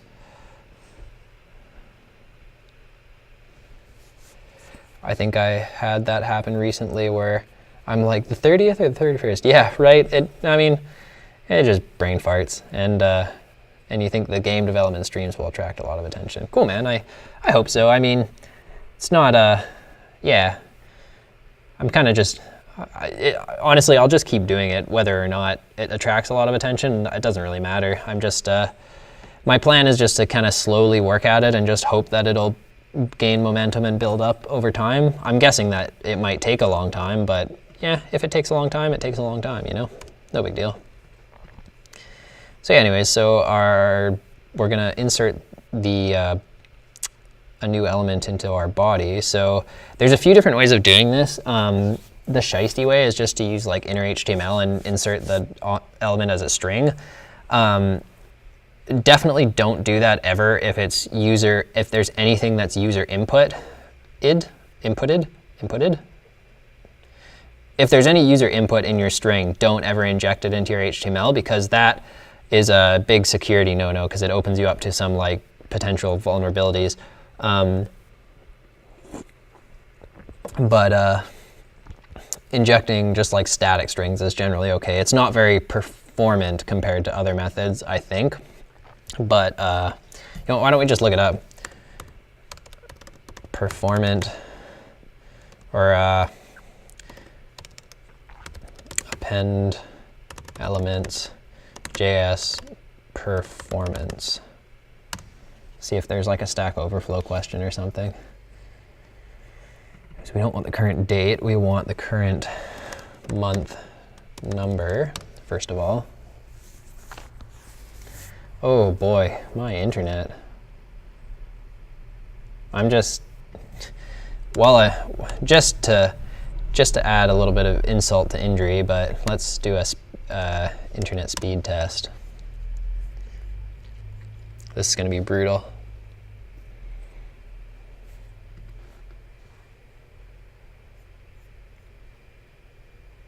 Oh, what? Download speed is not great, but it's not terrible. For Canada, this is pretty good, if you're wondering. Not sure what it's like where you're at, but yeah, for Canada, we don't have the greatest internet, unfortunately. I'm really looking forward to going to Korea, because the internet over there is not in my apartment, but at other places and cafes and stuff, the internet is just bonkers half the time. I found, when I was over there before though, I found it was a little hit or miss. Like, someone told me that like the internet's awesome everywhere, but, oh, here we go. Append versus inner HTML. Oh, that's gonna be jQuery. We don't want jQuery. Yeah. You know what, whatever. It's just, this is a rapid prototype. I'm just gonna keep it simple. Oh, get month. Nice. Oh, from 0 to 11, so we're actually gonna want 11, not 12, because it's 0 indexed. Oh, that's easy, just new date, get month. I imagine the other one is just get day. Just wanna check and make sure it's not 0 indexed as well. It probably is.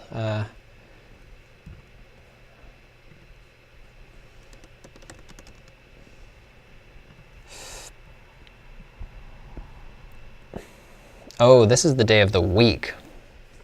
That's not what we want.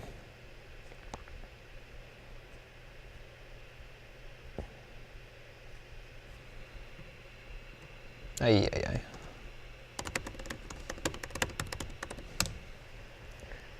ay. Perfect, thanks. Got my back, Kid Queb, thank you. Much appreciated. Cool, so.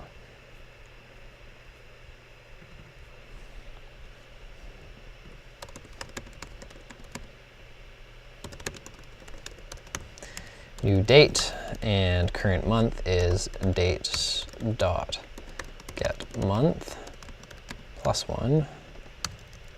Again, just because, let's add that. Put it in parentheses, and we'll say current day is date dot. Oh, sorry, hold on. Get month is the, that was, Kid Queb, do you know the, for getting the day of the month? Is that what I just had open? No, that's the month of the year. See if I can search it, or if you got it off the top of your head, throw it up in the chat, man. This is just get date? Oh. Huh, okay. Cool, let's give it a go.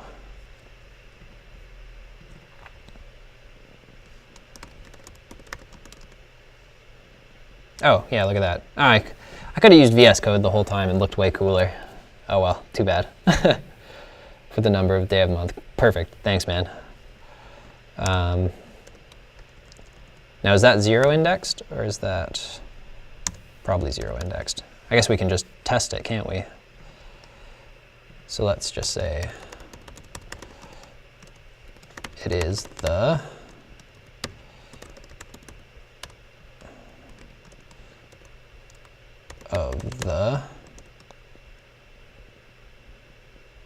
of month number the only one not 0 indexed. Well, there you go.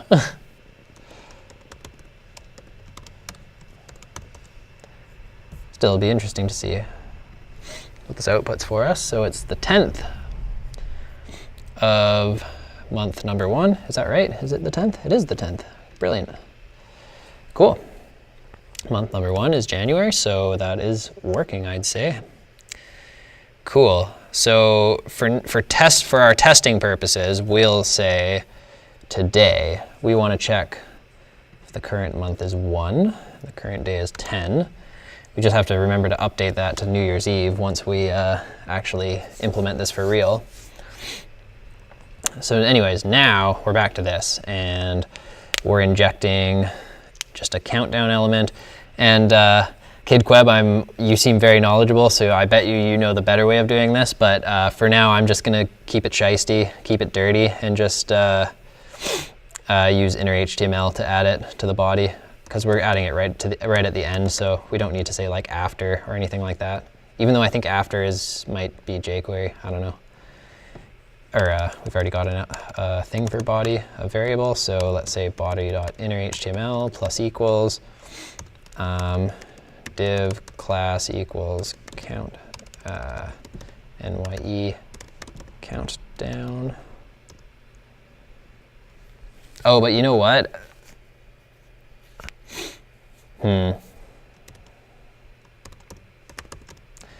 Whatever. Premature optimization is the root of all evil, right? That's right. So yes, we are going to declare it and then also grab it with query selector, but whatever.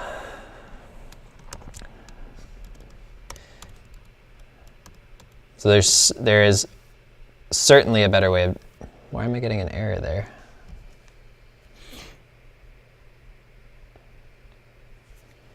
Oh, right, because I didn't herp.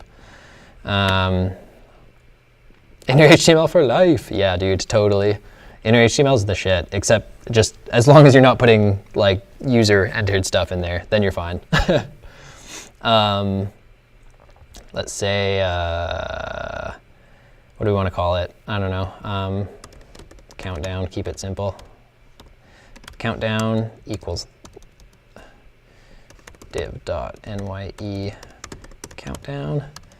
I think you're not supposed to be super verbose with your CSS. I think it's better to be general, but I often am verbose. I don't know. That's like the real trick, hey, is like once you, it's not just like about making things, well, at first it's about making things work, but then it's about making things that work that also scale well as the project grows. That's where the real magic happens, and I'm kind of, depends on what we're scaling. Some things I know how to scale well, other things I'm still kind of learning, but you know, that's what life's all about learning, right? That's what I think anyways. All right, so let's get it. So we've got our countdown element now. So first things first, we want to update the countdown number. So that'll be easy. We'll, actually, you know what? Let's also just put a span in here or something.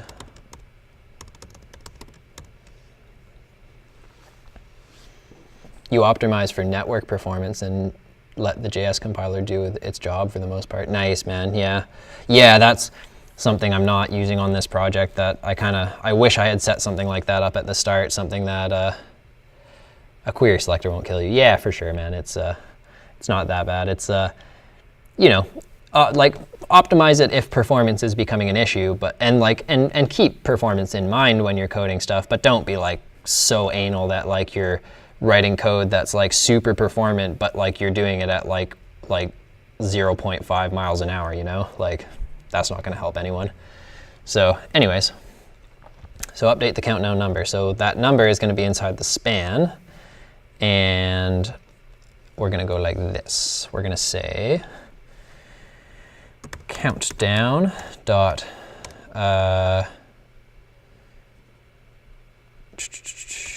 oh, actually let's make another element up here while we're at it. Maybe, again, I'm putting way too much thought into my variable names here, but let's call this one countdown and this one, oops. Why don't we call it, no, here we go. This is what we're gonna call it. Count and count container. Sure, why not?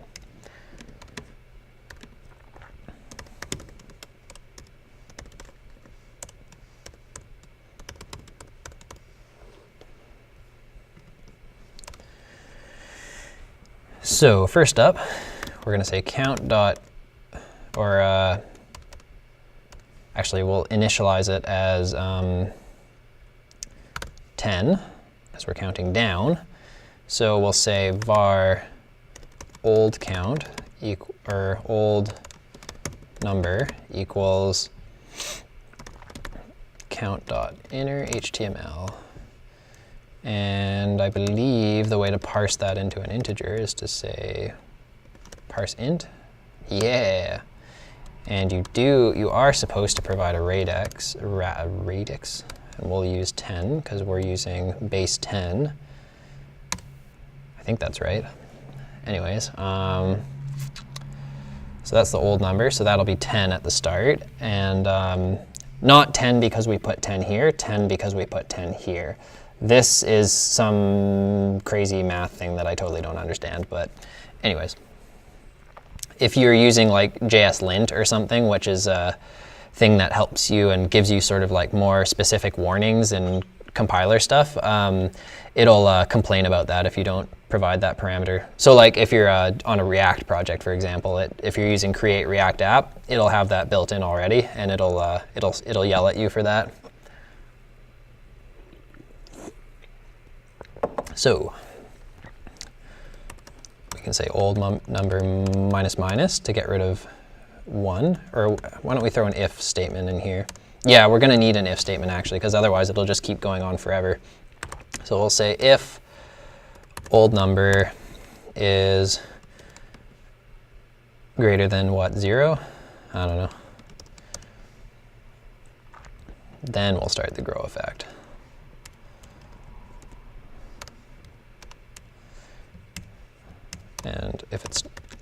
if it is 0 or less, we will start the party.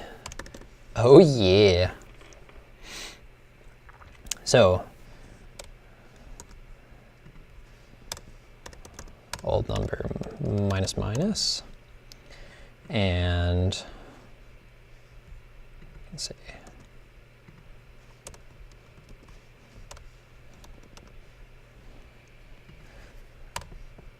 Count dot inner HTML equals. You know what? Let's throw this in a, just to be pedantic.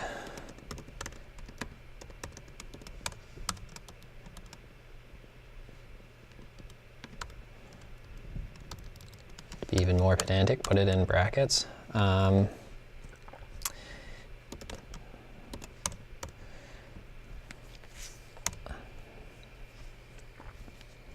Okay, so we've updated the countdown number.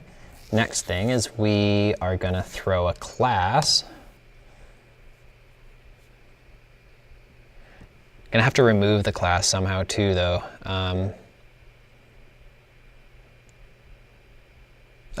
Or not, maybe not. Yes, we will have to, just to reset it, but whatever. CSS is coming next, so we'll just throw a class on there for now and see what happens. So count container, which is what we're going to put the class on. This time we'll use class list. Maybe just remove it and add it. Because if it's on there already, it'll take it off. But if it's not on there, it won't do anything. And then it'll add it. So it should reset the transition, I think. I think that's what's going to happen.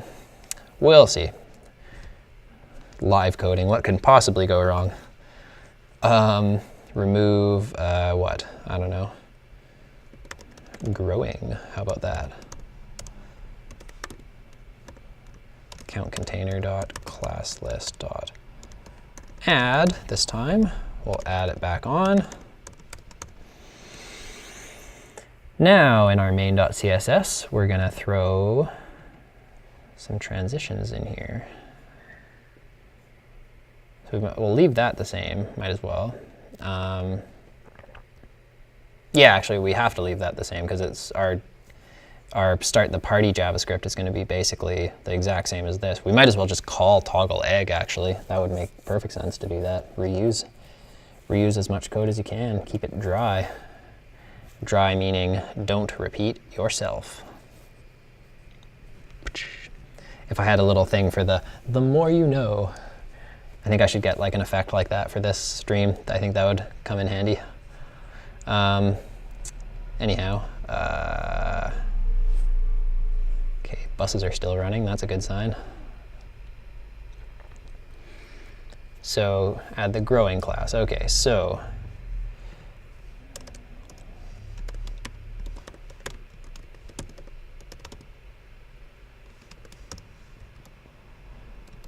that doesn't need to be capitalized. All right, so div dot.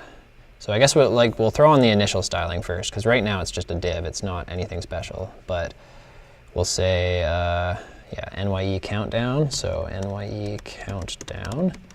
And the way I'm going to do this is going to say, we don't really need to say display block, because div is block by default.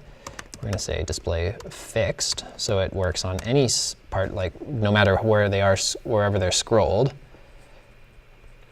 Bots with info, like not dry. Bots with info, like not dry. How do you mean, like a chat bot, or like a, I don't know. Sorry, man, I don't, I'm not sure I gotcha yet.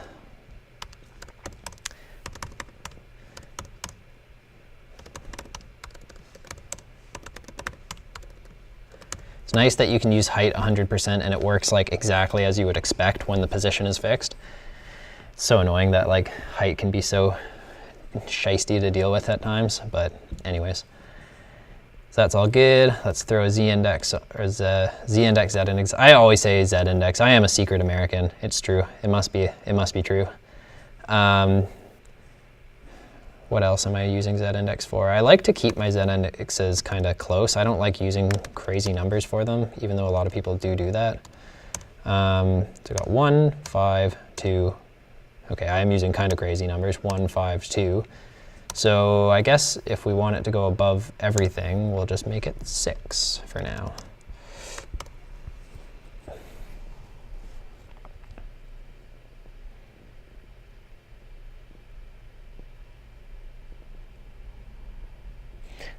Oh, not the not, okay, so not in code, but that, the exclamation mark means like bots in chat. Okay, that's, yeah, see, like I'm totally new to the whole, to Twitch, man. Like I gotta learn more about the bots though. Like these bots sound awesome. I like the one you suggested last time of the bot that reminds you to drink water. That's a great idea.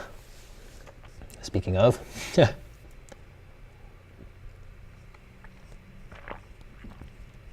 Do they, I mean, okay, I probably shouldn't go down this route because I sort of want this channel to be like at least slightly child friendly, or not child friendly, but like kind of kid friendly, because like there was one guy on here already, I don't think it was you, Kid Queb. There was someone on here who said they were like 15 right at the beginning of the stream, and I was like, oh man, I mean, I guess 15, they're a teenager at that point, but still, you know, I don't want to upset any parents, so yeah, but wouldn't it be funny though if there was a bot that was like a drinking game bot that would just like randomly like ping in the chat and say like, everybody drink.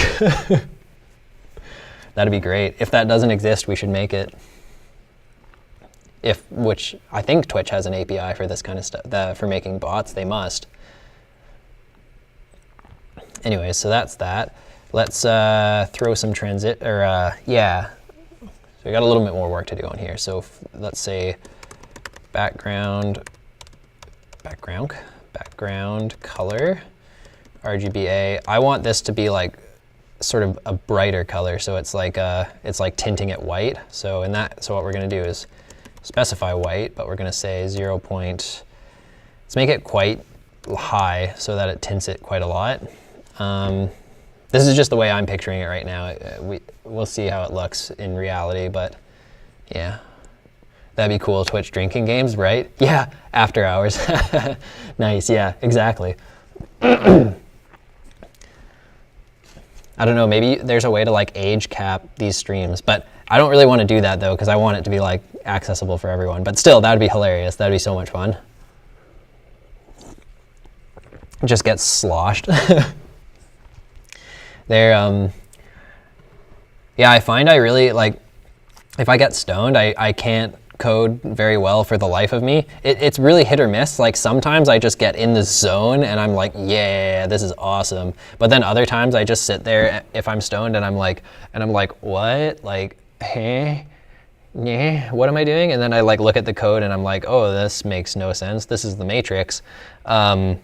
But if I get drunk, I'm still like pretty decent at coding. Like I definitely like, there was one night at my old job where like I was working super late into the night because like we had a deadline the next day or something, and I was really mad about it. So I just like went next door and I bought a bottle of wine, and I just like sat and I just downed the whole bottle of wine while I was coding, and like I like by the end of it I was like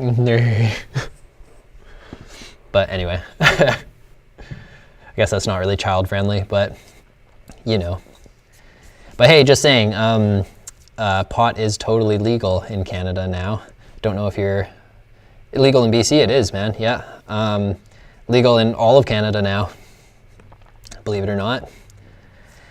I actually, last time I was flying on a plane, I laughed because in the Vancouver airport, they had a sign that said something, I took a photo of it, but it said like, it basically said like, don't bring cannabis across borders, you'll go to jail.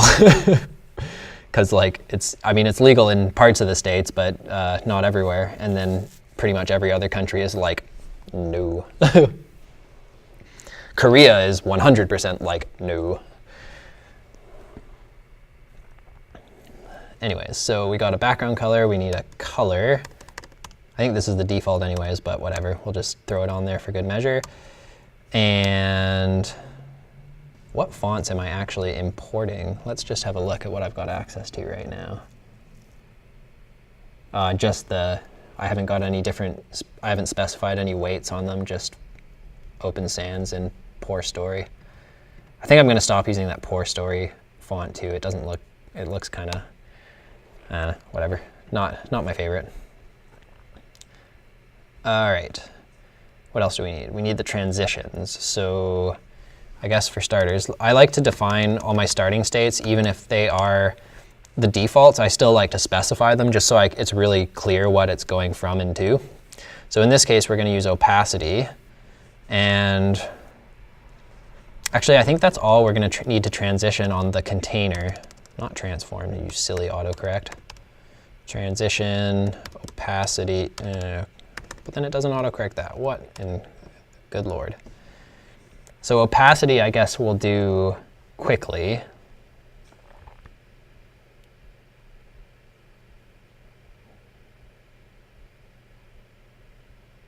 Actually, you know what?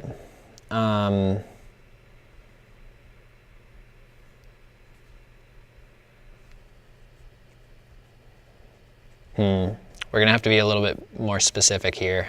We need a bit more logic in here before this is gonna work, but yeah, so it's not just about the number, we also need to check the time.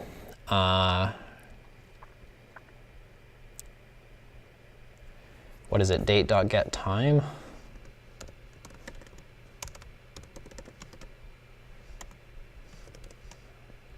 Okay, so that's, what's it called?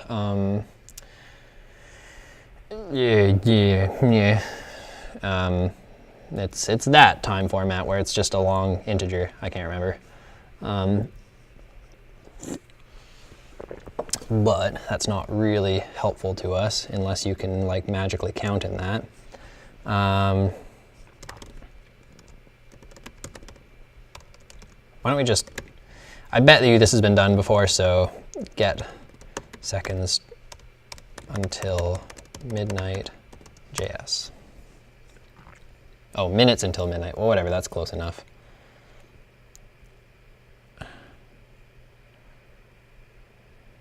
Okay, so we've got to specify midnight.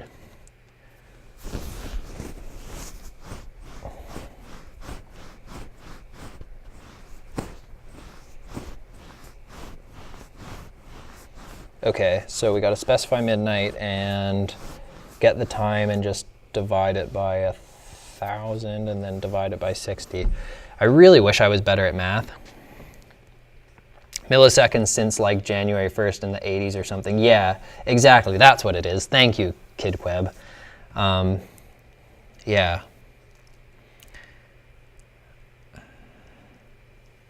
So that's minutes till midnight. Would we just divide it by 60 again to get seconds? Actually, we're not too far from midnight, so why don't we just test it and see? I like this notation of doing it better. That looks a little nicer.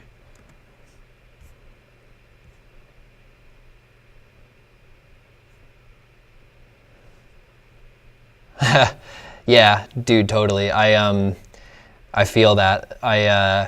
Were you having to like account for like posts from different parts of the world or something like that? Like, I wrote an app that had to do something like that once, and that was a little mind-bending for a while.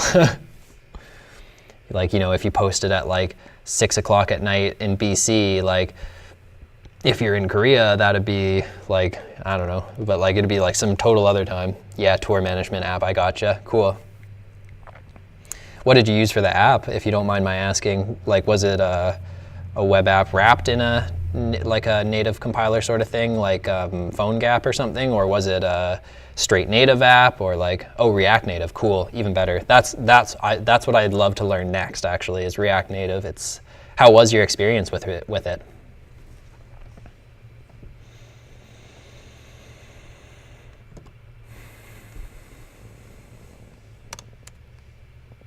Actually, we don't want that in there. We want that up here. It was shit? Oh no. Oh, I'm sorry to hear that. What was bad about it?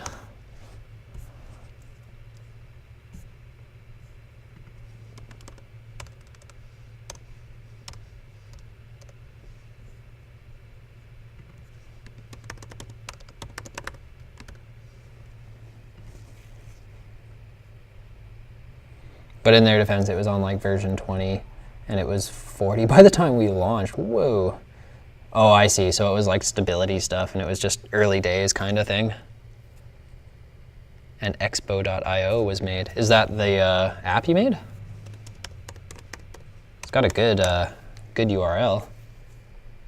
Oh no, this is the fastest way to build an app. Camera, push notifications, ARKit, and more. Whoa! And you can try it in your browser. What? It has ARKit. That's sick. It improves upon React Native. No way. Wow, thanks for telling me about this, dude. This is cool. I'm gonna look more into that later. That's going in my favorites. So when I was doing this, I had to install maps and notifications and shit. Oh yeah, I see. So like you didn't get any of that out of the box. You had to like do possible weird workarounds and stuff like that, I imagine. Then when it was all upgraded, I actually had to touch Java and Swift and shit, which I didn't know. Yeah, right, because that's one of the things that's cool about React Native is that you can, if need be, do that, but Expo just packages it all and keeps it updated, so, oh, nice. Neato. Sounds very cool, man. I'm definitely gonna check that out next time I'm looking at an app. Building an app, that is. Anyways, so now we got to check, and we'll say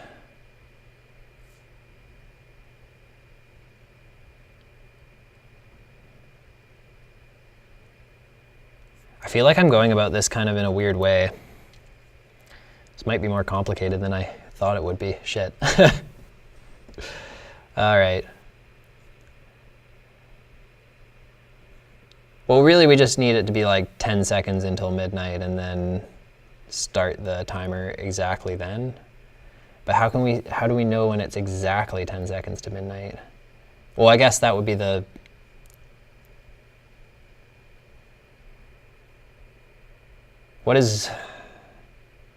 that's okay, so, yeah, true, right? 355 days to figure it out. Oh, yeah.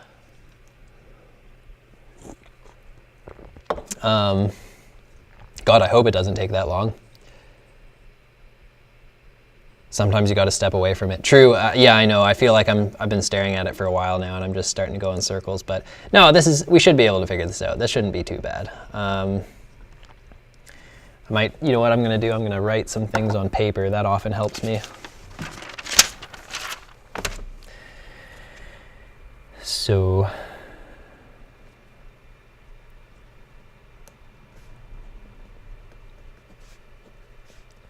sorry you guys can't see this, but the answer will, I hope so. That'd be embarrassing if we start on this journey and then can't figure it out, but it's all good. We'll get there. All right.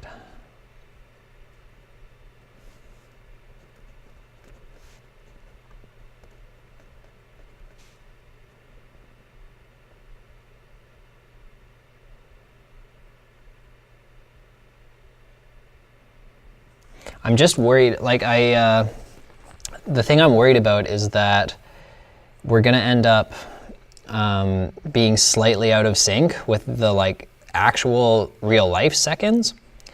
That's what I'm worried about if we do it if we start a timeout to do it. I guess what we could do is we could make the timeout run every 500 milliseconds instead of every second, and then create a function that returns the number of seconds until midnight, and then why don't we do it like that? That seems reasonable. So we're going to need another function here. Function to determine seconds until midnight.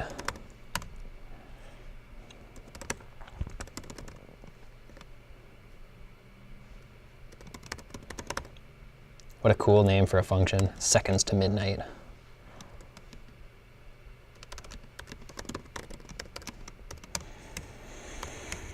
Okay, so how are they doing it here for minutes? He's just returning, let's just jack his return statement.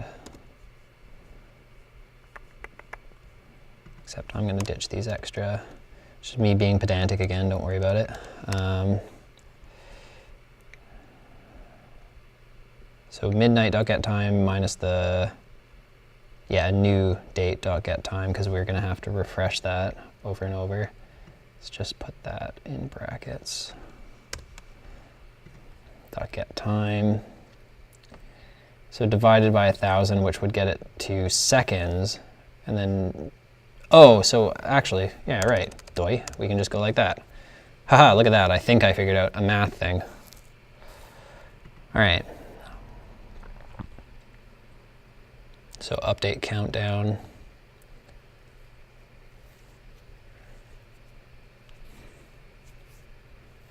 So maybe instead of subtracting the numbers, yeah, we're gonna have, you know what, let's rewrite this just a little bit. So let's just say seconds remaining equals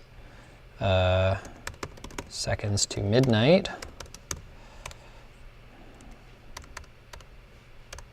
And if seconds remaining, let's just keep this simple and say if there's no seconds left, we must be there. Hopefully that's what it actually returns at midnight. Or it might go negative actually now that I think about it, but we'll probably hit it at some point when it's 0, so I think this will work. Hey, Colgate, shout out for the follow. It came up twice though. It says you followed 2 times. I don't know how you did that, but anyways, thank you, sir. Or madam. All right, so if seconds to midnight is 0, actually, you know what? I'll just keep it how we had it. Sorry for going back and forth so much here. So anyways, if seconds remaining is greater than 0, we'll start the grow effect for the numbers.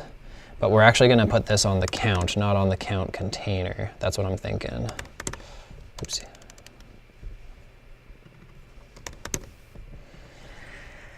Okay. And let's do a little bit more CSS now. Get back over here. So transition opacity, we'll make that kind of quick. So let's make that like half a second. How about? And then div.nye countdown span, which is our count element. That's what actually is going to hold the number. Oh, I guess we gotta make that, put that in the inner HTML too. Or let's actually wrap this in one more if. So if, because this is going to be running like all day. There's probably a better way of doing this, but the way I'm seeing this right now is this is going to be running all day on New Year's Eve, and then at the end of the day is when it'll actually start doing something, right? So again, not performance-wise, probably not the best route, but it's the best option I can think of at the moment. So seconds remaining, if seconds remaining is less than or equal to 10, that's when we're going to start doing stuff. Otherwise, it's just going to return. Actually, I don't even think we need a return statement, really.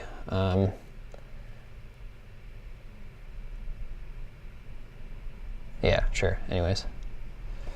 So if seconds remaining, do nothing all day until there's 10 seconds left. I really want to try and get this done before midnight my time, because it's 11:43 right now. So like, wouldn't it be cool to test this like and actually see what happens when it goes to midnight instead of some like random time? It's just interesting you could do it just like that. I'm impressed. Thanks, man. Okay, so if seconds remaining is greater, so if we're still above 0, we add the growing class, otherwise we start the party. Why don't we just finish that logic too, because we've already got it. So toggle egg, or actually end, we'll remove the class from, oh, we never added the countdown. Oh yeah, okay, so we got, whew, so much to do. Count container. If I'm looking to collaborate with someone, you're someone I could see myself trying to work with. Nice, dude, thanks then. That's a huge compliment. I appreciate that. Yeah, and I'd love to as well, man. Like, again, like those games that I'm gonna be making in the future will be open source. So like, if you're ever in a position where you feel comfortable contributing a pull request for whatever you feel like, do it up, and I'll, as long as nothing's broken or anything, I'll test it out, and yeah, we'll, you'll officially be a contributor, sir. Cool, so countdown container dot class list dot remove, and we actually didn't even specify what it's going to be yet. We'll say active for this one, how about? And so now this is what we're going to have to throw in here. We're going to have to say, don't need the extra space, but kind of looks nice. Start the countdown, which means we're going to say count container dot, oh good lord, class list dot add active. I'll put a space there. I'll put a space there too, just to make it a little bit more readable. I'll put a space there, 3. Is that too much? Probably. I'll try to stop being so pedantic about my code formatting.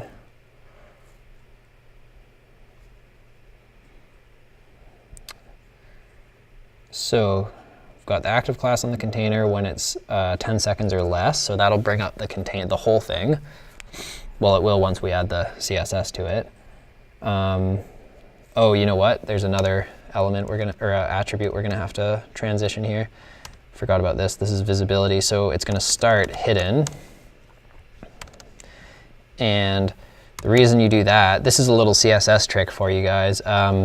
If you animate the opacity and the visibility, you basically animate it, not exactly, but more or less, you're fading it in from display none. It's not actually display none, but by changing the visibility as well as the opacity, you make it so that like, I'll explain. If the opacity was the only thing you changed, it would mean that you couldn't see anything. The element would be see-through.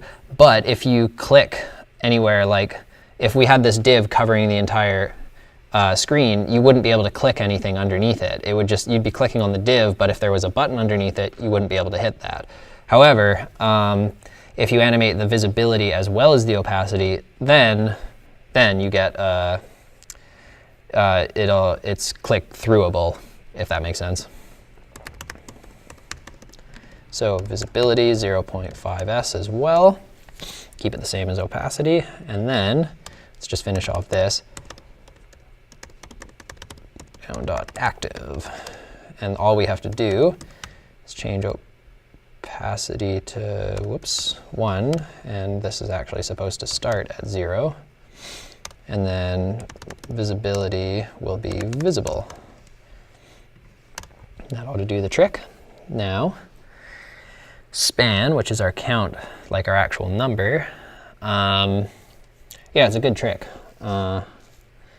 Anyways, so span is our actual number. This is what we're going to have actually do the growing effect, which I feel like we can accomplish without keyframe animations. I think we can do this with just straight transitions. Kind of manage the state in JavaScript. So what I'm thinking, so, okay, yeah, I've got another trick coming at you in a second here. Let me just get some baseline styling down for this. Why don't we also use Flexbox here? I actually like to put the z-index at the top whenever I can, just to make it a little bit more clear, because that's something you often search for when you're adding multiple modals or whatever. Anywho, let's go display, not inline, display flex. Flex direction, actually doesn't matter, we don't have to specify that in this case. We'll say align items, center, and justify content, center. So that's going to perfectly center our span, aka our count, right in the middle of the screen, both horizontally and vertically. And for those of you who don't know, which probably you all know, but vertical alignment in CSS for the longest time before Flexbox was such a pain. You had to resort to all these weird hacks to like make it work properly. Like if you wanted to vertically center something inside of like a div that had a variable height or something like that, it was just brutal. It was so hard to do it. Well, it wasn't impossible. It wasn't so hard, but it was a real pain. And anyways, I'll stop going off on tangents because I've got 10 minutes until midnight. I want to try and get this working right and test it right at midnight. That'd be sick. So what do we need on the span? Let's just say font size. Transforms whether it were godsend. Totally, dude. I 100% agree with you. Let's just say 50 pixels. I don't know, whatever. It doesn't matter. Font weight 600 and we already defined the color, so that we're good there. You know what? Whatever. That's fine. That's all we need. Or no, it's not. We need the transition stuff too. So let's do the transitions quick. We're going to start at transform, like you just mentioned.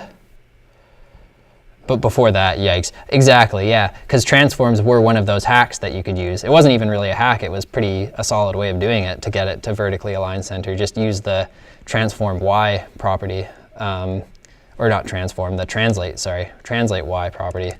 And that would, that was a way of vertically centering things. But yeah, you're right. Before that, man, oof, yeah, that was always a real can of worms. So we want, in this case though, we want to say scale is 0, which means it's going to be like, so it's going to be scaled down to nothing. And let's also do, why not, let's say opacity is 1 actually in this case, because we'll start it scaled to nothing, but we're going to have it fade out to nothing, if that makes sense. It's going to grow, but also fade out at the same time is the way I'm envisioning it right now. So,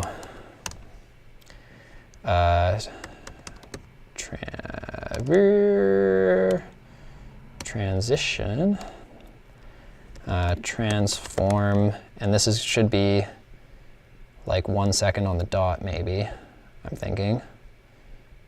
Or no, actually, let's make it a little faster than a second, just in case we're not quite synced up with the real seconds in time. So 750 milliseconds, and same for opacity.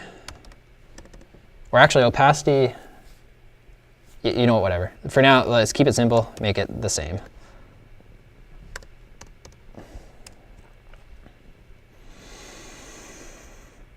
All right, so now we need, yeah, that growing div.nye count down, span.growing will be just the opposite of these two. Except actually, let's make the scale like 1.5 or something. And the opacity, 0. By the time it's 0, let's just say 1.75. All right, so now, okay, let's think here. Got our CSS out of the way. I think that's all the CSS we're gonna need. This I don't think is gonna work just yet though. Well, it won't because we haven't even we haven't even put it in a timeout yet, but. Oh yes, this is another little hack or not a hack, but a little CSS trick that we're gonna use here. We're actually gonna put the transition on the class which has the state, and then on the baseline like of the element, we're going to say transition none. So what that's going to do is when you add the growing class to it, it'll grow slowly. But then when you take the class away, it'll just jump right back. It won't like grow slowly backwards, or it won't shrink, grow backwards, but you know what I mean. So that actually, we might be good. So this remove call right here is should jump it back to the beginning. And then adding the class again will make it grow. And at this point, we've already updated, have we? Oh, we haven't. Okay, that's what we need to do. So if seconds remaining is less than or equal to 10, add the container class. But first, we'll actually assign, we'll say count.innerHTML equals seconds remaining. Boom.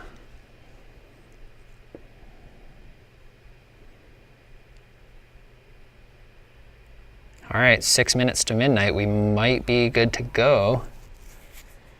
Guys down to just hang out for 6 minutes while we test this?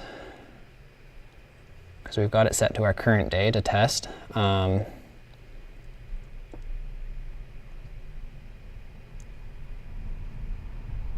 just thinking if, yeah, I don't know. In my experience, testing things often reveals issues, so yeah, whatever, let's just go for gold. Why not? So only on New Year's Eve, we're in that condition already, so start a timeout. So we'll say, actually, sorry, not a timeout, we want an interval.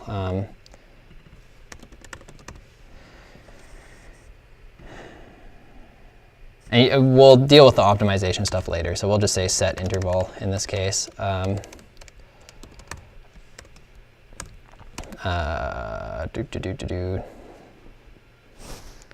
is so weird. Okay, the last stream I was doing, the printer over there just randomly started doing stuff, and it's doing it again. Ghost printer, dude. Update countdown, and we want this to happen every 500 milliseconds, just for safety. That's what we decided earlier. So, okay. Let's just throw a couple console logs in here, and then just so we can, 4 minutes, seconds remaining to midnight.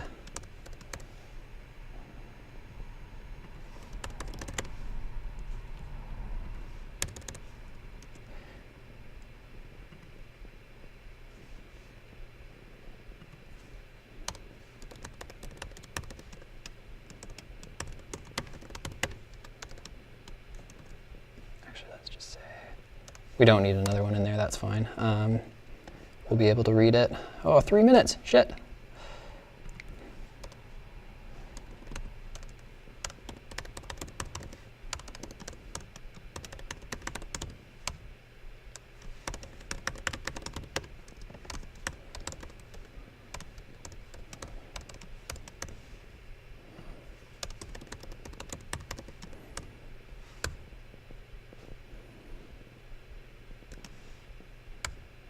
What am I doing?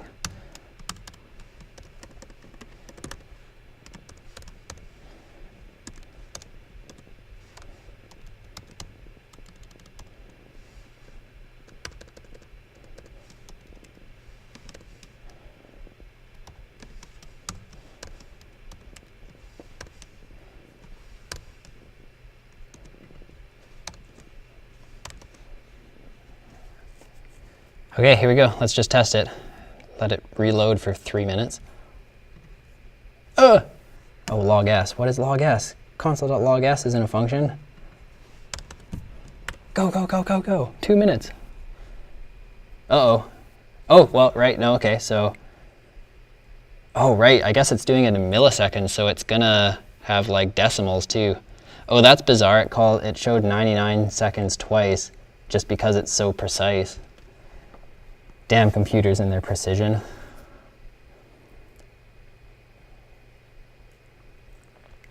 This is fun. We get to live watch the countdown. It's like we're counting. It's like New Year's Eve all over again. Am I right?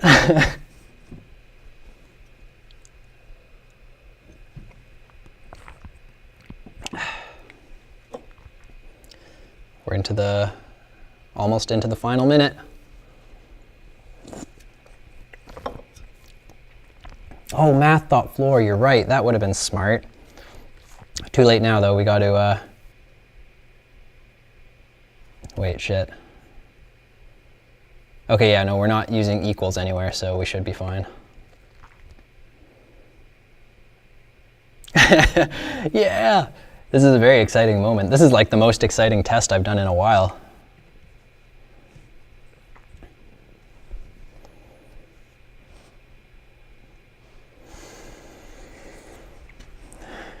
I've so missed the bus too. I seriously doubt there's a bus past midnight at this time, but you know what, totally worth it. Call Gage, yeah dude, exactly. Party time. I love the emojis on Twitch, by the way, they're hilarious. Oh, 9, oh, point whatever. And it's not working properly. Well, it's kind of working, but it's not. Is it gonna have party time? Oh, party time. Oh, and oh God. It's partying and then stopping and then partying and then stopping. All right, well, I mean, yeah, happy new third month. Yeah, 1/3 of the month. That's hilarious. Yep, exactly. Yay. All right. Well, that was like an almost success. See if we can stop it we probably can't stop it actually because it's, yeah, we can't. That's funny. Unless we refresh. Now we're good. Ah, well. Nice, indeed. Okay, so what went wrong there? It showed, thanks, dude. It was close, Close, but no cigar, but we're half a cigar. How about, let's say that. You get like a cigar, just cut in half. That's what we get. Oh. Is that just because I didn't save main.css? Look, it's got the little thing. Oh man, if that's the case, I'm gonna be mad. I mean, there were other problems, but like if that was like the main thing, that's gonna be a real bummer. Oh shit. Oh well. Okay, so yeah, so let's KidQueb, what you said was a good idea, or sorry, not KidQueb, Call Gage. That was a great idea to use math.floor, so let's do that for starters.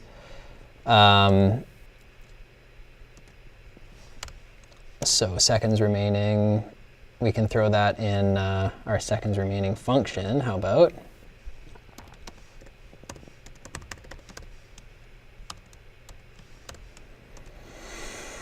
Cool. Is there still music playing for you guys? Oh, there is. Oh, is it just been the same song over and over, or is it?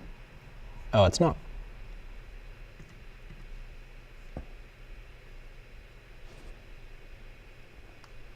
All right, KidQueb. Thanks for tuning in, though, man. That was close. That was almost really cool. It's weird that the music isn't playing. Sorry, guys. I'll have to try and fix that later. I just followed a timer if you want to reference it, but I hate to step on someone's toes who was so close. Oh, you can't hear any music, Call Gage? Yeah, sorry, there was music earlier, but I guess it messed up somehow. It's the first time I've had music in my, is the first time I've done music in my stream. Maybe because my headphones disconnected and it stopped playing or something. It does that. It's kind of magical. They're charged anyways, so we can give it a shot. But yeah, thanks for tuning in, KidQueb. I really appreciate that. We got music again? Oh, shit. Now we don't. Now we do. I hear music. I don't know about you guys. Oh, no. Hold on. I don't know why it always... There you go. Should hear music again. Sorry about that. Anyways, yes. Thank you, KidQueb, for tuning in. You were super helpful. And yeah, dude, for sure. Thanks, man. Yeah, throw up the link in the chat. I'll see what you did. Twitch. Oh, why doesn't it show it? Shoot. Okay, weird. Here, well, I'll send it to myself on... Can I use Messenger midstream. Is that bad? Probably not. I'll check it out on my phone anyways. Oh, JS Fiddle is not super awesome on my phone. Oh, so no, it's not awesome. Speaking of sites that are mobile optimized and not, that's surprising. I thought JS Fiddle would be baller on my phone. Okay, well, KidQueb, I will check out what you did, but I just, I'm hesitant to send myself a message on Facebook Messenger while I'm streaming, just because I don't want to kind of reveal all my friends. Not that you guys are bad people, just that I kind of want to respect their privacy, right? Because anyone can come and watch this later. But I will check that out, and if there's some optimizations to be done on this thing, I'll port them over for sure. Don't feel like you're stepping on my toes ever, dude. Like, I'm all about that open source scene. Like, if you've got a better way of doing what I'm doing, I'm all ears, man. Like, no worries. Anyway.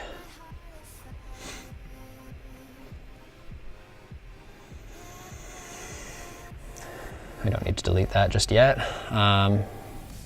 Oh, but we do need to...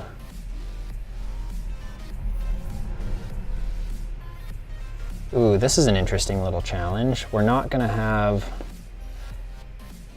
Set interval is inconsistent, so I pretty much don't set an interval. Oh, all right, smart. What do you use, like the animation, request animation frame or something? That's probably the better way of doing it. I just straight up never learned how to use that function, TBH. You know, I feel you kind of look like me. Really? That's funny.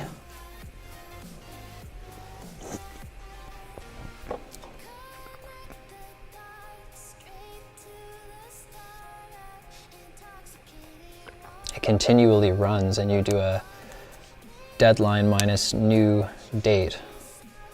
Oh, smart, smart. To get the milliseconds until the deadline. Yep, I gotcha. Smart, that's, yeah. Good call, dude. That's a good way of doing it. Definitely better than what I've got going on. This is just a mess at this point. You can see it. Yeah, dude, that's, I mean, kind of cool, I guess. Who knows, maybe we were twins in a separate life, a different life. Yeah, for sure, dude. Yeah. By the way, the music's coming through again, isn't it? It looks like it is over. I can see it here, but yeah. Yeah, for sure, dude. I was kind of thinking it'd be cool to add like a little like discussion section to these themes. You can hear it, call gauge. Cool, man. Oh, and you have family in BC. Nice, dude. From Scotland. Neat. Yeah, but I was sort of thinking in these streams I might do a like a little like interactive like Q&A like scene or section, maybe like at the end of them or something, or midway through, I don't know, whatever works. And originally I was thinking of doing just like an audio call, so like people can like, I've got a Discord channel that I'm starting up, or a Discord server rather, and I was thinking of having a channel on that server where people could come in and talk, and I would have the audio come through, and so you could actually hear it in the stream, and people could ask questions or just talk or whatever, and it'd be pretty much like the chat, only it would be real time with like audio, so could be cool.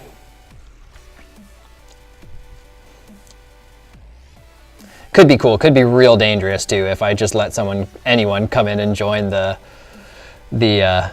audio chat. That could be hilariously bad. Yeah. But anyways, sorry, but audio chat was one thing, but yeah, like if we could do like a video chat too, that'd be even better. There was actually a platform I saw, thanks man.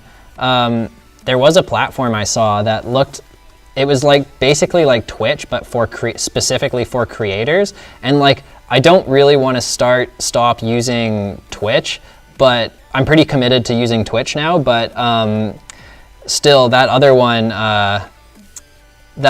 looked really good because like you could do polls and you could do, I think you could do video chats with people watching, which is sick.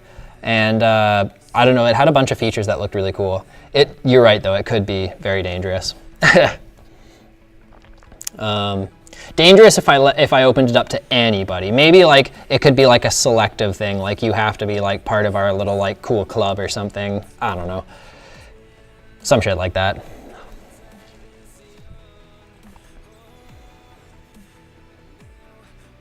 Function to, yeah, blah, blah, blah. I'm almost lost as to where we are now. So the things that went wrong were the number disappeared right away. It showed the decimal, which we've figured out already. And then it kept restarting the party every, like every 500 milliseconds or something, I guess. So I guess we gotta clear the countdown in interval first. And the way to do that is to set it to a variable. So say, have we used countdown yet as like a variable name?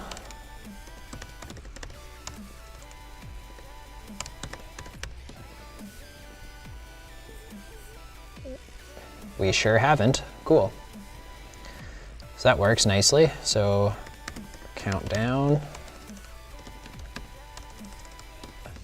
equals that. And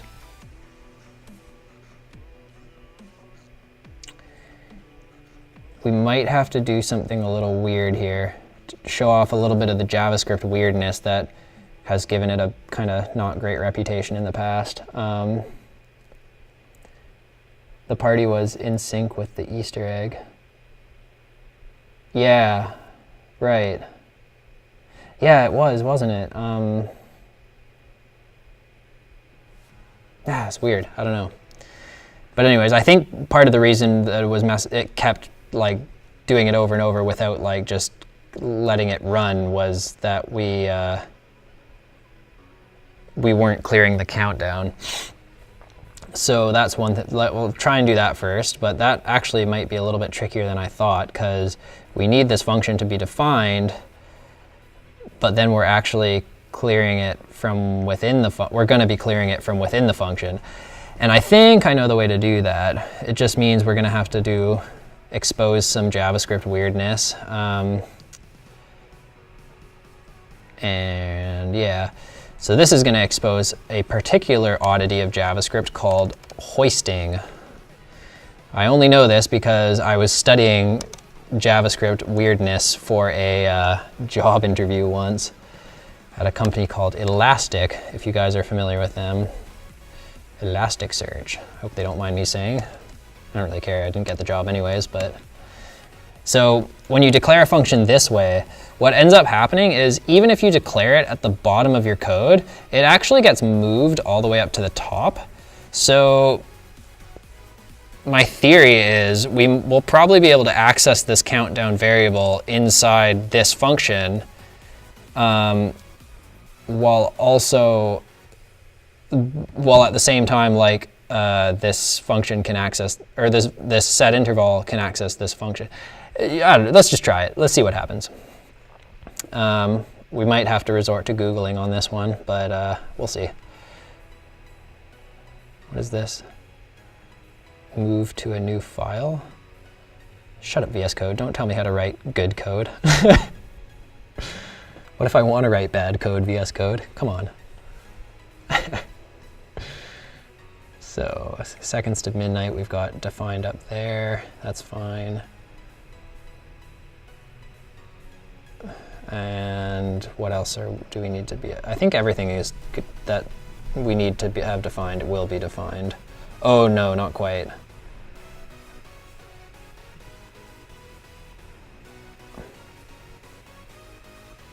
Yeah, so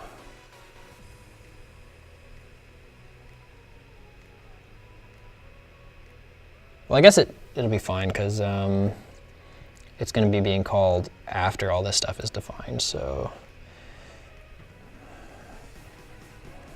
let's just test it and see what happens. Oh, hold on. Now we got to fiddle with dates and stuff to test it properly. Good Lord, this is getting to the level of confusing.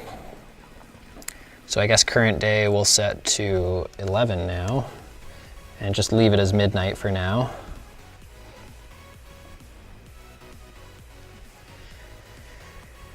Nothing happens. Funny. All right. Debugging time. Time to put our debugging hats on.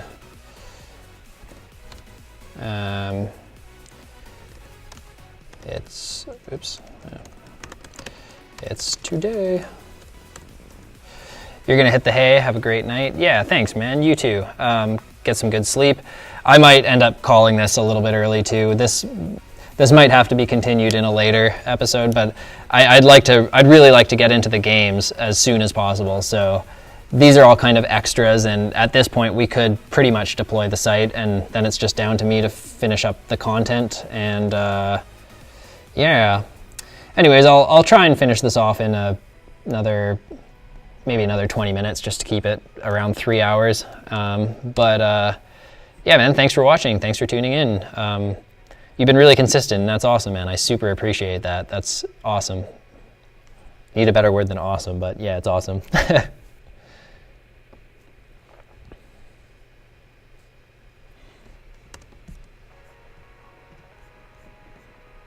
So it's today, so it is working.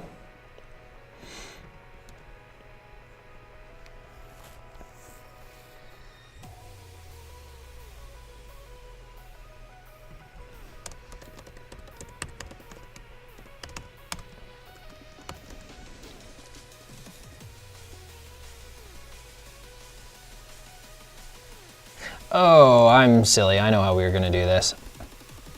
We actually don't need to be weird about this. We don't need to employ a weird JavaScript weirdness to do this. We can do it another way. Let's bring it on back up there.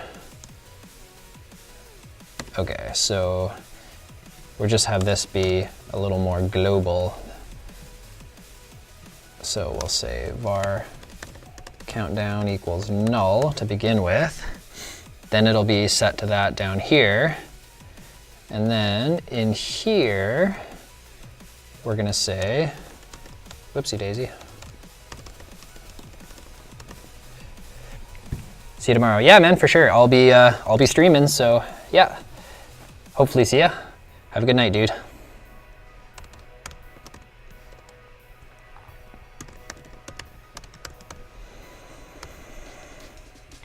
Set this back to 11 so we can test it properly, see if something happens when we set it. Still no. Funny. Oh, it's because I got rid of my console log. Hooped. Herded her. Seconds remaining. Seconds until midnight.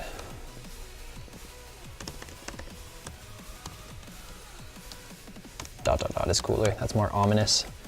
What's gonna happen at midnight, I wonder? Just kidding, you guys know. So we still got quite a few seconds till midnight at this point.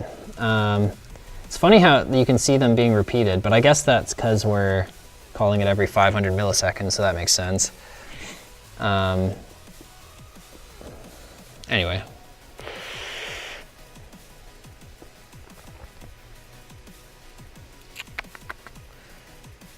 So let's do a different time instead of midnight.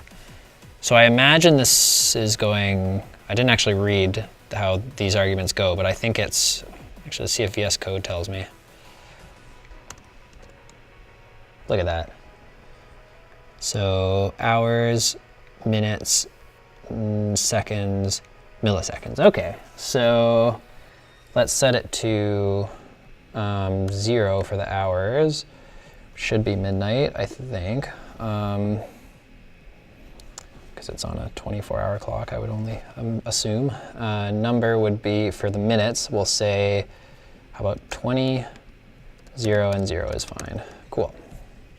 Let's give this another try. So seconds until 12:20. No, I still say midnight, but let's just change that so we know what we're looking at. Cool. So let's, we got another countdown, so this is very exciting. No one watching, but that's okay. It's exciting for me. This has been a good stream.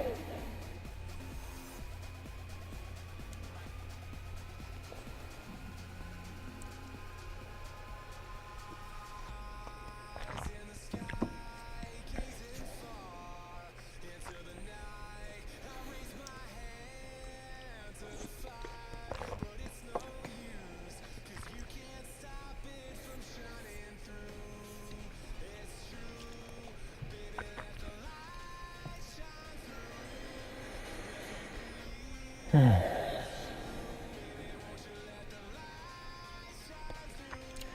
25, 24, 23, 22, 21, 20.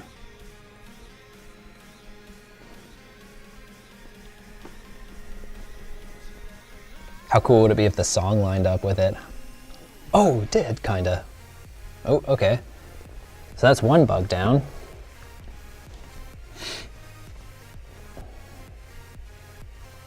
Two bugs crushed. All right, we crushed 2 bugs in that one go. Perfect. Hopefully this will actually disable it. It doesn't.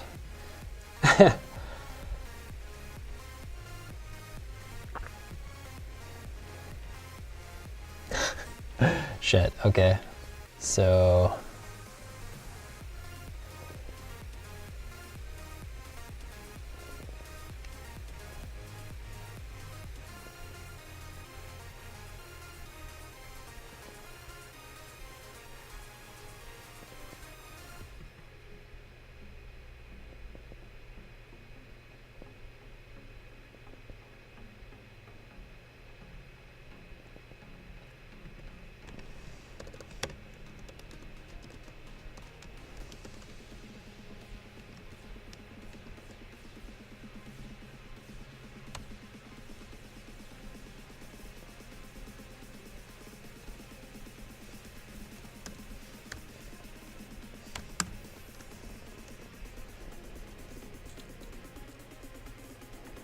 Just me, myself, and I at this point.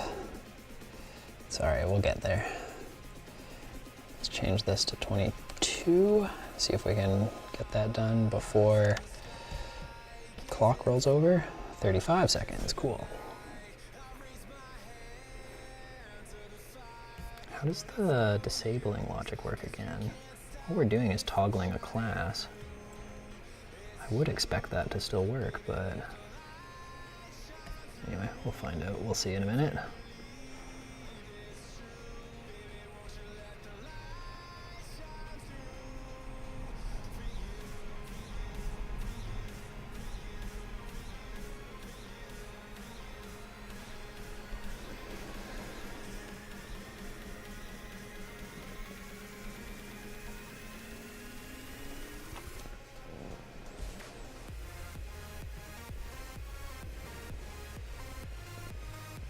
It shouldn't be counting down anymore. Why is it doing that?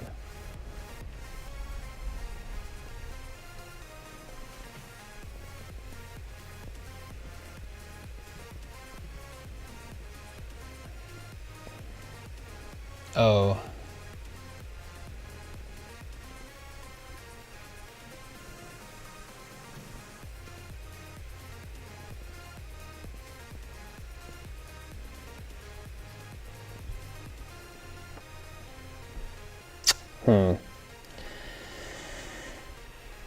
Oh boy, it's getting there.